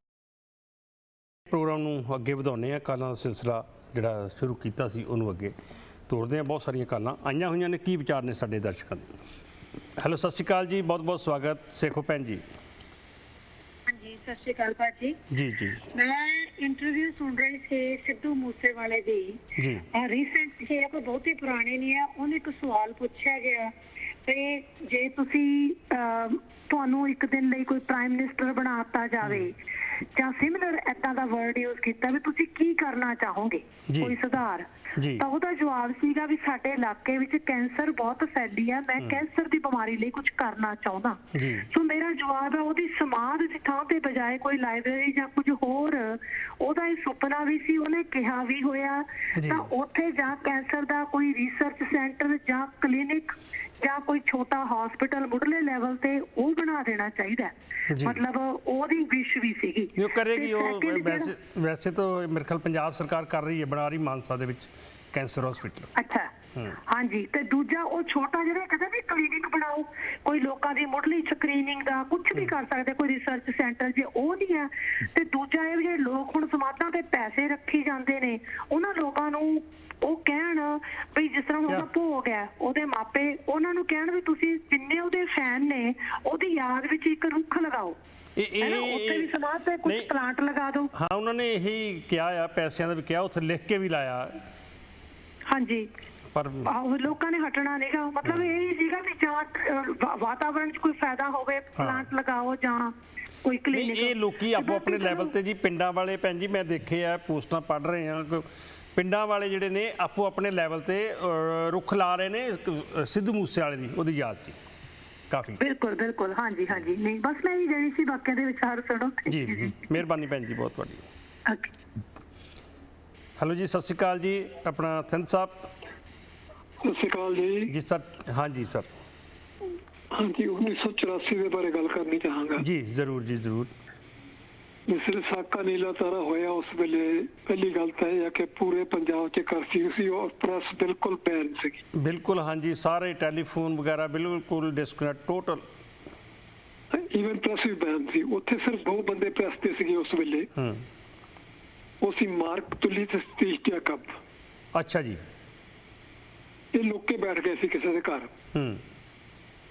ਮਾਰਕ ਤੁਲੀ ਹੈਗਾ ਉਸ ਵੇਲੇ ਸੀ BBC ਦਾ ਕੋਰਸਪੋਂਡੈਂਟ ਜੀ। ਬਹੁਤ ਸਾਰੇ ਦਰਸ਼ਕਾਂ ਨੂੰ ਇਸ ਗੱਲ ਦਾ ਨਹੀਂ ਪਤਾ ਹੋਏਗਾ। ਨਹੀਂ ਪਤਾ ਹੋਣਾ, ਹਾਂਜੀ। ਉਹਨਾਂ ਦੇ ਅਸਿਸਟੈਂਟ ਸੀਗੇ ਸਤੀਸ਼ ਜੈਕਬ ਕੇਰਲਾ ਤੋਂ ਜੀ। ਉਹਨਾਂ ਨੇ ਬਾਅਦ 'ਚ ਕਿਤਾਬ ਲਿਖੀ ਸੀ, ਅੰਮ੍ਰਿਤਸਰ ਇੰਦਰਾ ਗਾਂਧੀਜ਼ ਲਾਸਟ ਬੈਟਲ। ਅੱਛਾ ਜੀ। ਸਭ ਤੋਂ ਪਹਿਲੀ ਕਿਤਾਬ ਜਿਹੜੀ ਆਪਰੇਸ਼ਨ ਬਲੂ ਸਟਾਰ ਤੇ ਸਾਕਾ ਨੀਲਾ ਤਾਰਾ ਤੇ ਲਿਖੀ ਗਈ ਹੈ, ਇਹ ਇਹਨਾਂ 2 ਬੰਦਿਆਂ ਨੇ ਲਿਖੀ ਸੀਗੀ ਜੀ। ਉਹਦੇ 'ਚ ਉਹਨਾਂ ਨੇ ਬਹੁਤ ਹੱਦ ਤੱਕ ਸੱਚਾਈ ਦੱਸਣ ਦੀ ਕੋਸ਼ਿਸ਼ ਕੀਤੀ ਹੈ ਜੀ। ਉਸ ਤੋਂ ਬਾਅਦ ਉਹ ਕਿਤਾਬ 250 ਸਿੱਖ ਸਕਾਲਰਸ ਨੂੰ ਦਿੱਤੀ ਗਈ ਸੀ ਕਿ ਕਿਤੇ ਅਸੀਂ ਕੋਈ ਚੀਜ਼ ਐਸੀ ਸਿੱਖ ਧਰਮ ਦੇ ਖਿਲਾਫ ਤਾਂ ਨਹੀਂ ਲਿਖਦੇ ਜਿਹੜੀ ਕਿਸੇ ਨੂੰ ਫਾਇਦਾ ਕਰ ਜਾਵੇ। ਅੱਛਾ ਜੀ। 250 ਸਿੱਖ ਸਕਾਲਰਸ ਨੇ ਉਹਨੂੰ ਅਪਰੂਵ ਕੀਤਾ ਸੀ। ਉਹਦੇ ਨਾਮ ਵੀ ਉਹਨਾਂ ਨੇ ਇਸ ਕਿਤਾਬ ਦੇ ਵਿੱਚ ਛਾਪੇ ਹੋਆ ਤੇ ਉਹ ਕਿਤਾਬ ਮੈਂ ਬਹੁਤ ਲੋਕਾਂ ਨੂੰ ਵੰਡੀ ਆਪਣੇ ਮਹਾਰਾਸ਼ਟਰ ਦੇ ਵਿੱਚ, ਬੰਬੇ ਦੇ ਵਿੱਚ ਵੀ ਤੇ ਇੱਥੇ ਵੀ ਸੈਨ ਹਾਊਸ ਦੇ ਗੁਰਦੁਆਰਾ ਸਾਹਿਬ ਦੇ ਵਿੱਚ ਜੋ ਕਿਤਾਬ ਪਈ ਹੈ ਅੰਮ੍ਰਿਤਸਰ ਇੰਦਰਾ ਗਾਂਧੀ ਲਾਸਟ ਬੈਟਲ ਜੀ। ਉਹ 'ਚ ਸਾਰੇ ਤੱਥ ਉਹਨਾਂ ਨੇ ਲਿਖੇ ਆ ਜੀ। ਹੁਣ ਆ ਜਾਈਏ ਆਪਰੇਸ਼ਨ ਬਲੂ ਸਟਾਰ ਹੋਇਆ ਕਿਉਂ? ਹਾਂ, ਇਹ ਕਾਰਨ ਸਭ ਤੋਂ ਵੱਡੀ ਚੀਜ਼ ਇਹ ਹੈ। ਆਪਰੇਸ਼ਨ ਬਲੂ ਸਟਾਰ ਇਸ ਕਰਕੇ ਹੋਇਆ ਕਿ ਸਾਡੀ ਲੀਡਰਸ਼ਿਪ ਜਿਹੜੀ ਸੀ ਬਹੁਤ ਨਕਮੀ ਪੈੜੀ ਸੀ ਜੀ ਉਸ ਵੇਲੇ ਦੀ। ਅਗਰ ਲੀਡਰਸ਼ਿਪ ਸਟਰੋਂਗ ਹੁੰਦੀ ਤਾਂ ਆਪਰੇਸ਼ਨ ਬਲੂ ਸਟਾਰ ਕਦੇ ਵੀ ਜ਼ਿੰਦਗੀ 'ਚ ਹੋ ਨਹੀਂ ਸਕਦਾ ਸੀ। ਅੱਛਾ ਥਿੰਦ ਸਰ, ਮੈਂ ਸੌਰੀ ਤੁਹਾਡੀ ਗੱਲ ਵਿੱਚੋਂ ਕੱਟ ਰਿਹਾ। ਇੱਕ ਹੁਣ ਚਿੱਠੀਆਂ ਸੋਸ਼ਲ ਮੀਡੀਆ ਤੇ ਬਹੁਤ ਵਾਇਰਲ ਹੋ ਰਹੀਆਂ ਨੇ ਉਦੋਂ ਦੀਆਂ 1984 ਦੀਆਂ, ਜਿਹਦੇ 'ਚ ਇਹਨਾਂ ਨੇ ਚਿੱਠੀ ਲਿਖੀ ਉਹਨਾਂ ਨੂੰ ਵੀ ਤੁਸੀਂ, ਜਿਹਦੇ ਵਿੱਚ ਬਾਦਲ ਸਾਹਿਬ ਦਾ ਵੀ ਨਾਂ ਆ, ਸੰਤ ਹਰਚੰਦ ਸਿੰਘ ਲੰਗੋਵਾਲ ਦਾ ਨਾਂ ਆ, ਟੌੜਾ ਸਾਹਿਬ ਦਾ ਨਾਂ ਆ। ਬਿਲਕੁਲ ਸਹੀ ਗੱਲ ਆ, ਬਿਲਕੁਲ ਸਹੀ ਗੱਲ ਆ। ਉਹ ਚਿੱਠੀ ਤਾਂ ਲਿਖੀ ਪਰਸਨਲੀ ਵੀ ਗਏ ਆ। ਜਿਵੇਂ ਦੱਸਿਆ ਧੀਰ ਸਾਹਿਬ ਨੇ 27 ਮਈ ਨੂੰ ਕਹਿੰਦੇ ਗਏ ਉੱਥੇ ਪਰਸਨਲੀ। ਹਾਂ, ਪਰਸਨਲੀ ਵੀ ਗਏ ਆ। ਪਰਸਨਲੀ ਜਾ ਕੇ ਕਹਿੰਦਾ ਸਾਡੇ, ਇਹਨਾਂ ਨੇ ਕਿਹਾ ਵੀ ਸਾਡੇ ਹੁਣ ਬਸ ਦੀ ਗੱਲ ਨਹੀਂ ਰਹਿ ਗਈ ਹੈ, ਤੁਸੀਂ ਜੋ ਕਰਨਾ ਕਰ ਲਓ ਜੀ। ਇਹ ਲਫ਼ਜ਼ ਇਹਨਾਂ ਦੇ ਵਰਤੇ ਸੀ ਉੱਤੇ। ਔਰ ਇਸ ਦਾ ਕਾਰਨ ਇਹ ਸੀ ਕਿ ਅਗਰ ਉਸ ਵੇਲੇ ਜੋ ਲਹਿਰ ਚੱਲ ਰਹੀ ਸੀ ਸਿੱਖ ਧਰਮ ਦੇ ਪ੍ਰਚਾਰ ਦੀ, ਉਹ ਅਗਰ ਕਾਬਜ਼ ਹੋ ਜਾਂਦੀ SGPC ਤੇ ਇਹਨਾਂ ਨੂੰ ਕਿਸੇ ਨੇ ਪੁੱਛਣਾ ਨਹੀਂ ਸੀਗਾ। ਅੱਛਾ ਜੀ। ਹਾਂ, ਮੇਜਰ ਕਾਰਨ ਇਹ ਸੀਗਾ ਜੀ। ਔਰ ਉਸ ਵੇਲੇ ਬੜੇ ਚਾਂਸਸ ਸੀਗੇ ਕਿ SGPC ਜਿਹੜੀ ਹੈ ਨਾ ਉਹ ਦਮਦਮੇ ਟਕਸਾਲ ਦੇ ਹੱਥ ਜਾ ਸਕਦੀ ਆ ਜੀ। ਹੁਣ WH ਟਕਸਾਲ ਸ਼ੁਰੂ ਕਿਹਨੇ ਕੀਤੀ? ਬਾਬਾ ਦੀਪ ਸਿੰਘ ਜੀ ਨੇ। ਇਤਿਹਾਸ 'ਚ ਜਾਈਏ ਤਾਂ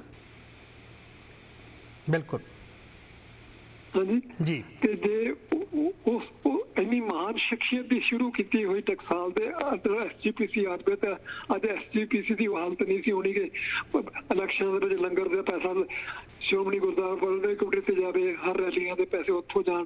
ਪੈਸਾ ਅਸੀਂ ਸ਼ਰਧਾ ਦਾ ਚੜਾਉਂਦੇ ਹਾਂ ਸਿੱਖ ਸਮਾਜ ਦੇ, ਸਿੱਖ ਧਰਮ ਦੇ ਉੱਥਾ ਭਲੇ ਵਾਸਤੇ, ਚੰਗਾਈ ਵਾਸਤੇ ਜੀ। ਤੇ ਥੈਂਕ ਸਾਹਿਬ, ਬਹੁਤ ਮਿਹਰਬਾਨੀ ਹੈ। ਸਿੱਧੂ ਮੂਸੇਵਾਲੇ ਦੇ ਕੱਲ੍ਹ ਭੋਗ ਤੇ ਵੀ ਉੱਥੋਂ ਜਾ ਰਹੇ ਜੀ ਲੰਗਰ। ਹਾਂਜੀ, ਚਲੋ ਉਹ ਠੀਕ ਹੈ। ਜਦੋਂ ਕਿਸੇ ਦੀ ਡੈਥ ਹੋ ਜਾਂਦੀ ਹੈ ਉਸ ਵੇਲੇ ਸਾਡਾ ਫਰਜ਼ ਬਣਦਾ ਹੈ ਕਿ ਅਸੀਂ ਗੁਰਦੁਆਰਾ ਸਾਹਿਬ ਤੋਂ ਲੰਗਰ ਬਣਾ ਕੇ ਜਾਈਏ। ਇਹ ਵੀ ਸਿੱਖ ਧਰਮ ਦੀ ਇੱਕ ਪਰੰਪਰਾ ਹੈ ਜੀ।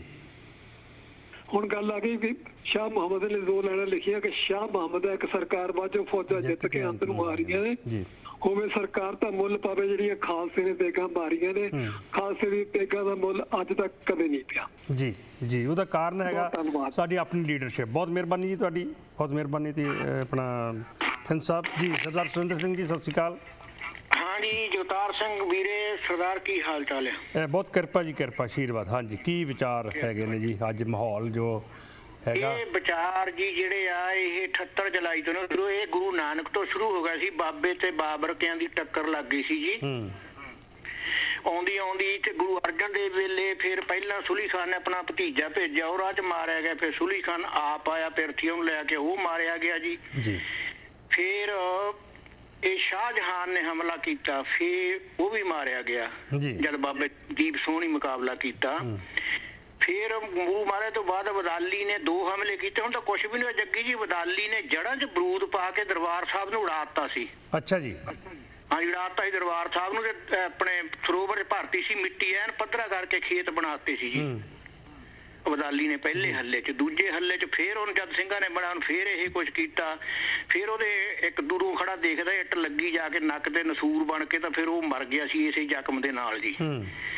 ਫਿਰ ਵਦਾਲੀ ਤੋਂ ਬਾਅਦ ਮੁਗਲ ਆਏ, ਫਿਰ ਬਾਬਾ ਗੁਰਬਖਸ਼ ਨੇ ਮੁਕਾਬਲਾ ਕੀਤਾ। ਹੁਣ ਭਿੰਡਰਾਂ ਨੇ ਕੀਤੇ, ਉਹ 30 ਬੰਦਿਆਂ ਨੇ ਕੀਤਾ ਸੀ ਬਾਬਾ ਗੁਰਬਖਸ਼ ਦੀ ਜਿਹੜਾ ਬਣੀ ਜਗ੍ਹਾ ਪਿੱਛੇ ਜੀ।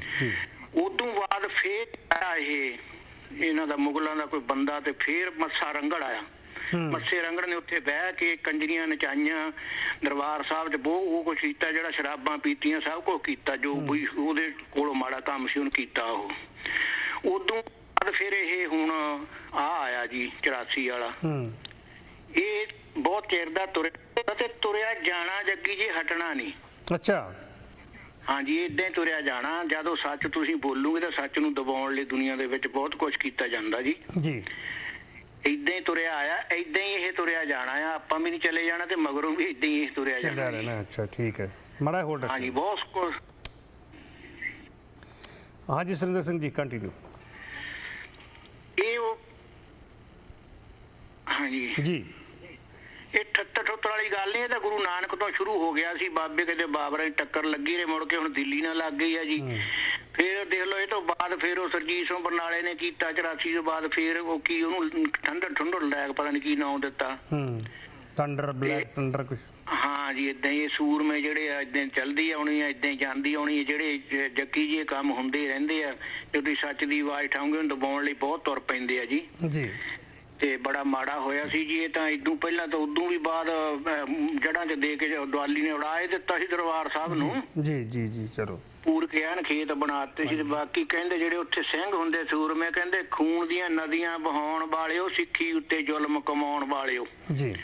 ਖੂਨ ਦੀਆਂ ਨਦੀਆਂ ਬਹਾਉਣ ਵਾਲਿਓ, ਸਿੱਖੀ ਉੱਤੇ ਜ਼ੁਲਮ ਕਮਾਉਣ ਵਾਲਿਓ। ਸਿੱਖੀ ਬੜੀ ਤਿੱਖੀ ਇਹਦੀ ਧਾਰ, ਸਿੱਖੀ ਨਾਲ ਪਿਆਰ, ਸਾਨੂੰ ਸਿੱਖੀ ਨਾਲ ਪਿਆਰ ਜੀ। ਖੱਲਾਂ ਅਸੀਂ ਪੁੱਠੀਆਂ ਲੁਹਾਈਆਂ ਜ਼ਾਲਮੋ, ਸਿੱਖੀ ਲਈ ਆਂਦਰਾਂ ਕਢਵਾਈਆਂ ਜ਼ਾਲਮੋ। ਸਾਡੇ ਬੱਚਿਆਂ ਦੇ ਪਾਏ ਸਾਡੇ ਗਲਾਂ ਵਿੱਚ ਹਾਰ, ਸਿੱਖੀ ਨਾਲ ਪਿਆਰ, ਸਾਨੂੰ ਸਿੱਖੀ ਨਾਲ ਪਿਆਰ। ਤੱਤਾ ਰੇਤਾ ਸੀਸ ਤੇ ਪਵਾਇਆ ਵੈਰੀਓ, ਤਵੀਆਂ ਤੇ ਸਾਨੂੰ ਸੀ ਬਿਠਾਇਆ ਵੈਰੀਓ। ਦੇਗ ਚ ਵਾਲੇ ਸਿੱਖ ਗਏ ਜਨਮ ਸਵਾਰ, ਸਾਨੂੰ ਸਿੱਖੀ ਨਾਲ ਪਿਆਰ। ਸਿੱਧ ਨੇ ਡੋਲੇ 2 ਨਿੱਕੇ ਨਿੱਕੇ ਬਾਲ, ਨੀਆਂ ਚ ਚਣਾ ਤੇ ਮਾਤਾ ਗੁਜਰੀ ਦੇ ਨਾਲ। ਬਾਹਰ ਗਿਆ ਗੋਬਿੰਦ ਸਿੰਘ ਸਾਰਾ ਪਰਿਵਾਰ, ਸਾਨੂੰ ਸਿੱਖੀ ਨਾਲ ਪਿਆਰ। ਲਰਾਂ ਦੇ ਜਾਦੂ ਸਿੱਖ ਸਿੱਖੀ ਤੋਂ ਨਾ ਡੋਲਦੀ, ਸਿੱਖੀ ਸਿਦਕੋ ਨਾ ਡੋਲਦੀ। ਸੁਣੋ ਚਮਕੌਰ ਸਰਹੰਦ ਬੋਲਦੀ, ਸਿੱਖ ਸੱਚਾ ਸਿਦਕੋ ਨਾ ਮੰਨੇ ਕਦੇ ਹਾਰ। ਤੇ ਸਾਨੂੰ ਸਿੱਖੀ ਨਾਲ ਪਿਆਰ ਜੱਗੀ ਜੀ, ਸਾਨੂੰ ਸਿੱਖੀ ਨਾਲ ਪਿਆਰ। ਬਹੁਤ ਮਿਹਰਬਾਨੀ। ਹੈਲੋ ਜੀ, ਸਤਿ ਸ਼੍ਰੀ ਅਕਾਲ ਜੀ, ਔਨ 에ਅਰ ਹੋ ਜੀ, 510 ਏਰੀਆ ਕੋਡ। ਹਾਂਜੀ, ਸਤਿ ਸ਼੍ਰੀ ਅਕਾਲ ਜੀ। ਜੀ ਸਤਿ ਸ਼੍ਰੀ ਅਕਾਲ। ਹਾਂਜੀ, ਤੁਸੀਂ ਜਗਤਾਰ ਸਿੰਘ ਜੱਗੀ ਦੇ? ਬਿਲਕੁਲ ਜੀ, ਹਾਂਜੀ, ਮੈਂ ਜਗਤਾਰ ਸਿੰਘ ਜੱਗੀ ਬੋਲਦਾ। ਤੁਹਾਡੀ ਕਾਲ ਲਾਈਵ ਲੱਗੀ ਹੋਈ ਹੈ ਜੀ, ਸੁਣ ਰਹੇ ਨੇ ਲੱਖਾਂ ਪੰਜਾਬੀ ਆਪਣੇ ਪੂਰੀ ਦੁਨੀਆ 'ਚ। ਹਾਂਜੀ, ਸਤਿ ਸ਼੍ਰੀ ਅਕਾਲ ਜੀ। ਜੀ ਸਤਿ ਸ਼੍ਰੀ ਅਕਾਲ ਜੀ। ਹਾਂਜੀ, ਇੱਕ ਜੀ ਆਪਣੇ ਅੱਜ ਬੜੇ ਦੁੱਖ ਦੀ ਘੜੀ ਆ ਸਿੱਖ ਕੌਮ ਲਈ। ਜਿਹੜਾ ਆਪਣਾ ਇੱਕ ਵੱਡਾ ਘੱਲੂਕਾਰਾ ਪਹਿਲਾਂ ਸੁਣਿਆ ਸੀਗਾ, ਉਹ ਦੇਖਿਆ ਨਹੀਂ ਕਿਸੇ ਨੇ, ਪਰ ਇਸ ਘੱਲੂਕਾਰੇ ਬਾਰੇ ਆਪਾਂ ਸੁਣਿਆ ਵੀ ਆ, ਦੇਖਿਆ ਵੀ ਆ। ਬੜੇ ਅਫਸੋਸ ਦੀ ਗੱਲ ਆ, ਪਰ ਸਾਰਿਆਂ ਨਾਲੋਂ ਜ਼ਿਆਦਾ ਅਫਸੋਸ ਦੀ ਗੱਲ ਇਹ ਮੈਨੂੰ ਲੱਗ ਰਹੀ ਆ ਵੀ ਜਦੋਂ ਇਹ ਦਿਨ ਆਉਂਦਾ ਉਸੇ ਦਿਨ ਸਾਡੇ ਲੀਡਰ, ਸਾਡੇ ਲੋਕ, ਸਾਰੇ ਜਥੇਦਾਰ ਜਾਂ ਸਾਡੇ ਜੋ ਵੀ ਨੁਮਾਇੰਦੇ ਨੇ ਯਾਦ ਕਰਦੇ ਨੇ, ਪਰ ਅੱਗੋਂ ਪਿੱਛੋਂ ਕੋਈ ਕਿਸੇ ਦੀ ਬਾਤ ਨਹੀਂ। ਮੈਂ ਇੱਕ ਮਾੜਾ ਹੋਰ ਰੱਖਿਓ ਗੱਲ, ਤੁਸੀਂ ਬੜੀ ਵਧੀਆ ਸ਼ੁਰੂ ਕੀਤੀ ਆ। ਅੱਛਾ, ਤੁਸੀਂ ਕਿਹਾ ਨਾ ਜੀ ਲੀਡਰ ਯਾਦ ਕਰਦੇ ਨੇ, ਇਸ ਵਾਰ ਮੈਂ ਨਹੀਂ ਕਿਸੇ ਲੀਡਰ ਦਾ ਬਿਆਨ ਸੁਣਿਆ 84 ਬਾਰੇ। ਹਾਂਜੀ, ਕਿਸੇ ਦਾ ਵੀ ਨਹੀਂ ਸੁਣਿਆ। ਵੋਟਾਂ ਵੇਲੇ ਤੁਸੀਂ ਵੋਟਾਂ 'ਚ ਵੀ ਦੇਖ ਲਓ, ਜਦੋਂ ਇਲੈਕਸ਼ਨ ਹੁੰਦੀਆਂ ਨੇ ਉੱਥੇ ਇਸ ਚੀਜ਼ ਨੂੰ ਹਾਈਲਾਈਟ ਕਰਕੇ ਲੋਕਾਂ ਦੇ ਜ਼ਖਮਾਂ ਤੇ ਨੂਣ ਪਾਇਆ ਜਾਂਦਾ, ਨਾ ਕਿ ਮੈਨੂੰ ਲੱਗਦਾ ਉਹਨਾਂ ਵਿੱਚੋਂ ਕੋਈ ਰੀਅਲ ਦਰਦ ਝਲਕਦਾ। ਬਿਲਕੁਲ ਜੀ, ਬਿਲਕੁਲ ਸਹੀ ਗੱਲ ਤੁਹਾਡੀ, ਬਹੁਤ ਮਿਹਰਬਾਨੀ ਜੀ। ਤੇ ਦੂਸਰੀ ਗੱਲ ਜਿਹੜੀ ਤੁਸੀਂ ਆਪਣੇ ਉਹ ਸਿੱਧੂ ਮੂਸੇਵਾਲੇ ਦੀ ਸ਼ੇਅਰ ਕੀਤੀ, ਉਹ ਮੈਂ ਵੀ ਕਈ ਦਿਨਾਂ ਤੋਂ ਜਦੋਂ ਦੇਖਦੇ ਆ ਮੀਡੀਆ 'ਚ ਵੀ ਉੱਥੇ ਬਜ਼ੁਰਗ ਲੇਡੀਜ਼ ਹੋਰ ਸਾਰਿਆਂ ਨੇ ਮੱਥਾ ਟੇਕਦੇ ਨੇ, ਉਹ ਵੀ ਦੁਨੀਆ ਬਸ ਇੱਕ ਗਲਤ ਪਾਸੇ ਨੂੰ ਤੁਰ ਪਈ ਆ। ਉਹਨਾਂ ਨੂੰ ਮਾਂ ਪਿਓ ਨੂੰ ਦੁੱਖ ਮਨਾਉਣ ਦਾ ਸਮਾਂ ਵੀ ਨਹੀਂ ਦੇ ਰਹੇ, ਉਹਨੂੰ ਕਿੱਦਾਂ ਮਤਲਬ ਕਿ ਖਰਾਬ ਕਰਦੇ ਨੇ ਕਿ ਉਹ ਵਿਚਾਰੇ ਹੋਰ ਵੀ ਤੜਫ ਉੱਠਣ ਵੀ ਆ ਕੀ ਕਰੀ ਜਾਂਦੇ ਨੇ ਲੋਕ। ਬਿਲਕੁਲ ਜੀ, ਬਿਲਕੁਲ, ਬਹੁਤ ਮਿਹਰਬਾਨੀ ਜੀ। ਹਾਂਜੀ, ਥੈਂਕ ਯੂ ਜੀ, ਥੈਂਕ ਯੂ ਜੀ, ਬਹੁਤ ਮਿਹਰਬਾਨੀ। ਹਾਂਜੀ, ਸਤਿ ਸ਼੍ਰੀ ਅਕਾਲ ਜੀ, ਔਨੇਰੋ ਜੀ, ਖੁਰਾਨਾ ਸਾਹਿਬ ਜੀ। ਹਾਂਜੀ ਸਰ ਜੀ, ਸਰ ਤੁਹਾਨੂੰ ਵੀ ਸਤਿ ਸ਼੍ਰੀ ਅਕਾਲ ਤੇ ਸਾਰਿਆਂ ਨੂੰ ਸਤਿ ਸ਼੍ਰੀ ਅਕਾਲ ਜੀ, ਬਹੁਤ ਮਿਹਰਬਾਨੀ। ਹਾਂਜੀ, ਸਾਰੇ ਧੀ ਸਾਹਿਬ ਨੇ ਤੇ ਹੋਰ ਸਾਰੇ ਸਰੋਤਿਆਂ ਨੇ, ਬਹੁਤ ਇੱਕ ਗੱਲ ਮੈਂ ਇਹ ਕਹਿਣੀ ਚਾਹਾਂਗਾ ਜਿਹੜੀ ਕਿ ਮੈਨੂੰ ਦਿੱਲੀ ਰਹਿੰਦਿਆਂ, ਕਿਉਂਕਿ ਪ੍ਰੈਸ ਦੀ ਸੈਂਸਰਸ਼ਿਪ ਸੀ ਸਾਰਾ ਕੁਝ, ਉਹ ਮੈਂ ਕਹਿਣੀ ਚਾਹਾਂਗਾ ਜਿਹੜੀ ਕਿ ਏਦਾਂ ਹੀ ਕਹੀ ਗਈ ਜੀ। ਗੱਲ ਹੈ ਕਿ ਆਪਰੇਸ਼ਨ ਬਲੂ ਸਟਾਰ ਜਿਸ ਵਕਤ ਹੋਇਆ ਜੀ, ਉਸ ਵਕਤ ਸਾਈਮਲਟੇਨੀਅਸਲੀ ਪੰਜਾਬ ਦੇ ਹੋਰ 250-300 ਗੁਰਦੁਆਰਿਆਂ ਦੇ ਅੰਦਰ ਵੀ ਫੌਜ ਭੇਜੀ ਗਈ। ਅੱਛਾ ਜੀ, this is a historical fact ਜੀ। ਇਹ ਬਾਅਦ ਚ ਬਹੁਤ ਦੇਰ ਬਾਅਦ ਮੈਂ ਇੰਗਲੈਂਡ ਗਿਆ ਸਾਂ ਤੇ ਉੱਥੇ ਮੈਂ ਕਿਤਾਬ ਪੜ੍ਹੀ, and it is a historical fact. ਮੈਂ ਜਿਹੜੇ ਜੀ ਸਾਹਿਬ ਵੀ ਤੇ ਸਾਰਿਆਂ ਨੂੰ ਕਹਾਂਗਾ, ਬੇਨਤੀ ਕਰਾਂਗਾ, ਜਿਹੜਾ ਮੈਂ ਕਹਿ ਰਿਹਾ ਵਾਂ ਮੈਂ ਪੜ੍ਹਿਆ ਤੇ ਇਹਦੀ ਪੂਰੀ ਕਰਨ ਵੀ ਕੀ ਇਹ ਬਿਲਕੁਲ ਠੀਕ ਗੱਲ ਹੈ, ਪਰ ਉੱਥੇ ਫੌਜ ਕਾਹਦੇ ਵਾਸਤੇ ਭੇਜੀ ਗਈ ਜੀ। ਦੂਜੀ ਗੱਲ ਇਹ, ਹਾਂਜੀ, ਦੂਜੀ ਗੱਲ ਇਹ ਕਿ ਜਿਸ ਵਕਤ ਬਰਾੜ ਸਾਹਿਬ ਦੀ, ਜਿਸ ਧੀ ਸਾਹਿਬ ਨੇ ਕਿਹਾ ਕਿਤਾਬ ਉਹ ਵੀ ਮੈਂ ਪੜ੍ਹੀ ਹੈ, ਉਹ ਕਹਿੰਦੇ ਜੀ ਅਸੀਂ ਅੱਗ ਲੱਗ ਗਈ, ਅਸੀਂ ਲਾਇਬ੍ਰੇਰੀ ਬਣਾਉਣ ਦੀ ਕੋਸ਼ਿਸ਼ ਕੀਤੀ ਸੀ, ਪਰ ਫੌਜ 'ਚ ਉੱਥੋਂ ਕਿਤਾਬਾਂ ਉਹ ਜਿਹੜਾ ਸਿੱਖ ਇਤਿਹਾਸ ਦਾ ਸਾਰਾ ਕੁਝ ਉਹ ਚੁੱਕ ਕੇ ਕਿਉਂ ਲੈ ਗਏ? ਜੇ ਚੁੱਕ ਕੇ ਲੈ ਗਏ ਤੇ ਉਹਨਾਂ ਦੀ ਗਲਤੀ ਹੈ। ਉਸ ਤੋਂ ਬਾਅਦ ਹਾਂਜੀ, ਦੂਜੀ ਗੱਲ ਇਹ ਹੈ ਕਿ ਉਹਨਾਂ ਨੂੰ ਉਹ ਫਿਰ ਵਾਪਸ ਕੀਤੀ ਹੈ ਜੀ। ਕੋਈ ਹਿਸਾਬ ਕਿਤਾਬ ਨਹੀਂ ਉਹਨਾਂ ਨੇ ਕਿਹਾ ਜੀ, ਉਹ ਲਿਖੀ ਚਿੱਠੀ ਲਿਖੀ, ਉਹਨਾਂ ਨੇ ਆਖਿਆ ਜੀ SGPC ਨੇ ਕਿਹਾ ਜੀ ਸਾਨੂੰ ਵਾਪਸ ਨਹੀਂ ਆਈ, ਉਹਨਾਂ ਆਖਿਆ ਤੁਹਾਨੂੰ ਅਸੀਂ ਵਾਪਸ ਕੀਤੀ ਹੈ। ਰੈਫਰੈਂਸ ਦੱਸੋ ਸਾਡੇ ਕੋਲ ਲੈ ਕੇ ਤੁਹਾਡੀ ਰਸੀਦ ਹੈਗੀ ਹੈ। ਦੂਜੀ ਗੱਲ, ਕਿਉਂਕਿ ਉਹਨਾਂ 'ਚ ਕੋਈ ਚੀਜ਼ਾਂ ਜਾ ਕੇ ਉੱਥੇ ਲੰਡਨ ਜਾ ਕੇ ਵੇਚੀਆਂ ਗਈਆਂ ਨੇ।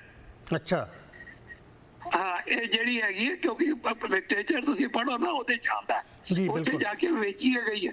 ਦੂਜੀ ਗੱਲ ਇਹ, ਉਹਨਾਂ ਨੇ ਆਖਿਆ ਚਾਹੇ ਤੁਹਾਨੂੰ ਸਾਰਾ ਕੁਝ ਜੋ ਅਸੀਂ ਲੈ ਗਿਆ ਵਾਪਸ ਕਰਤਾ, ਅਸੀਂ ਜੋ ਕੁਝ ਹੈ, ਤੁਸੀਂ ਦੱਸੋ ਸਾਡੇ ਕੋਲ ਹੋਰ ਕੀ ਨਹੀਂ ਹੈਗਾ ਜੀ। ਤੇ ਬਰਾੜ ਸਾਹਿਬ ਨੇ ਆਪਣੀ ਕਿਤਾਬ 'ਚ ਲਿਖਿਆ, ਇਹਨਾਂ ਨੇ ਉਹਦੇ ਵਿੱਚ ਕੁਝ ਵੀ ਮਤਲਬ ਇਹਨਾਂ ਨੇ ਜ਼ਿਕਰ ਨਹੀਂ ਕੀਤਾ, ਉਹਦੀ ਚਿੱਠੀ ਦਾ ਜਵਾਬ ਤੱਕ ਨਹੀਂ ਦਿੱਤਾ। ਇਹ ਜਿਹੜਾ ਸਾਡੇ SGPC ਦੇ ਸੋ ਕਾਲਡ ਹੈਗੇ ਨੇ, ਜਿਵੇਂ ਹੁਣ ਇਹ ਸਰਕਾਰ ਨੂੰ ਫੇਲ ਕਰਨ ਦੀ ਕੋਸ਼ਿਸ਼ ਕਰ ਰਹੇ, ਤੁਸੀਂ ਹੁਣੇ ਦੱਸਿਆ ਉਹ ਮੁੰਡਾ ਕੁੜੀ ਵਿਆਹ ਦੇ 'ਚ ਹੋਏ ਉੱਥੇ ਜਾ ਕੇ ਪੰਜਾਬ ਸਰਦਾਰ ਮੁੰਡਾ, ਉਹ ਭਾਈ ਤੁਸੀਂ ਜੋ ਮਰਜ਼ੀ ਕਰ ਲਓ। ਹੁਣ ਜਿਹੜੇ ਹੁਣ ਲੋਕਾਂ ਨੂੰ ਪਤਾ ਭਾਈ ਜਿਹੜੀ ਕੁੱਤੀ ਦੀ ਚੋਰਾਂ ਨਾਲ ਲੜੀ ਸੀ ਸੈਂਟਰ ਦੇ ਨਾਲ, ਤੇ ਇਸ ਕਰਕੇ ਤੁਸੀਂ ਸਕਸੈਸਫੁਲ ਨਹੀਂ ਹੋ ਸਕਦੇ। ਇਸ ਨੂੰ ਚੱਲ ਲੈਣ ਦਿਓ। ਸਿੱਖੀ ਦਾ ਤੁਸੀਂ ਬਹੁਤ ਟਾਚ ਹੋ ਚੁੱਕਾ, ਲੋਕੀ ਸਮਝ ਚੁੱਕੇ ਨੇ ਕਿ ਤੁਹਾਡਾ ਕੀ ਹੈਗਾ। ਬਹੁਤ ਮਿਹਰਬਾਨੀ ਜੀ, ਬਹੁਤ ਮਿਹਰਬਾਨੀ ਜੀ, ਤੁਹਾਡਾ ਬਹੁਤ ਧੰਨਵਾਦ। ਨਾਲ ਬ੍ਰੇਕ ਤੋਂ ਬਾਅਦ ਫਿਰ ਕਾਲਾਂ ਸਿਲਸਿਲਾ ਇਸ ਤਰ੍ਹਾਂ ਜਾਰੀ ਰੱਖਾਂਗੇ, ਦੇਖਦੇ ਰਹੋ। ਥੋੜਾ ਜਿਹਾ ਸਮਾਂ ਹੈਗਾ, ਸੋ ਆਪਾਂ ਇੱਕ ਦੋ ਕਾਲਾਂ ਜਿੰਨੀਆਂ ਵੀ ਲੈ ਸਕਦੇ ਹੋ ਜ਼ਰੂਰ ਲੈ ਲਈਏ। ਹੈਲੋ, ਸਤਿ ਸ਼੍ਰੀ ਅਕਾਲ ਜੀ, ਔਨੇਰੋ ਟੋਰਾਂਟੋ। ਹਾਂਜੀ, ਸਤਿ ਸ਼੍ਰੀ ਅਕਾਲ ਜੀ। ਜੀ ਸਤਿ ਸ਼੍ਰੀ ਅਕਾਲ ਜੀ, ਸਵਾਗਤ ਹੈ ਜੀ। ਕੀ ਕਹਿਣਾ ਚਾਹੁੰਦੇ ਜੀ? ਹਾਂਜੀ, ਮੈਂ ਪੁੱਛਣਾ ਚਾਹਣਾ ਭਾਈ ਸਾਹਿਬ, ਜਦੋਂ ਕਿ ਹੋਇਆ ਸਭ ਕੁਝ, ਉਹ ਤੁਹਾਡੀ ਏਜ ਕਦੋਂ ਸੀ, ਕਿੰਨੀ ਸੀ ਉਦੋਂ? 84 ਵਾਲਾ ਜੀ। ਹਾਂਜੀ, ਜੋ ਘੱਲੂਘਾਰਾ ਆਪਣਾ ਜੋ ਹਰਮੰਦਰ ਸਾਹਿਬ ਤੇ ਹੋਇਆ। ਹਾਂਜੀ, ਮੇਰੀ ਏਜ ਸੀਗੀ ਜੀ ਇਦੋਂ ਅੱਧੀ ਕੁ, ਜਾਣੀ ਕਿ ਉਦੋਂ 65 ਤੇ ਹਾਂਜੀ 18 ਕੁ 20 ਸਾਲ ਦੀ ਹੋਏਗੀ। ਇਹਦਾ ਮਤਲਬ ਤੁਸੀਂ ਦੇਖਿਆ ਸਭ ਕੁਝ?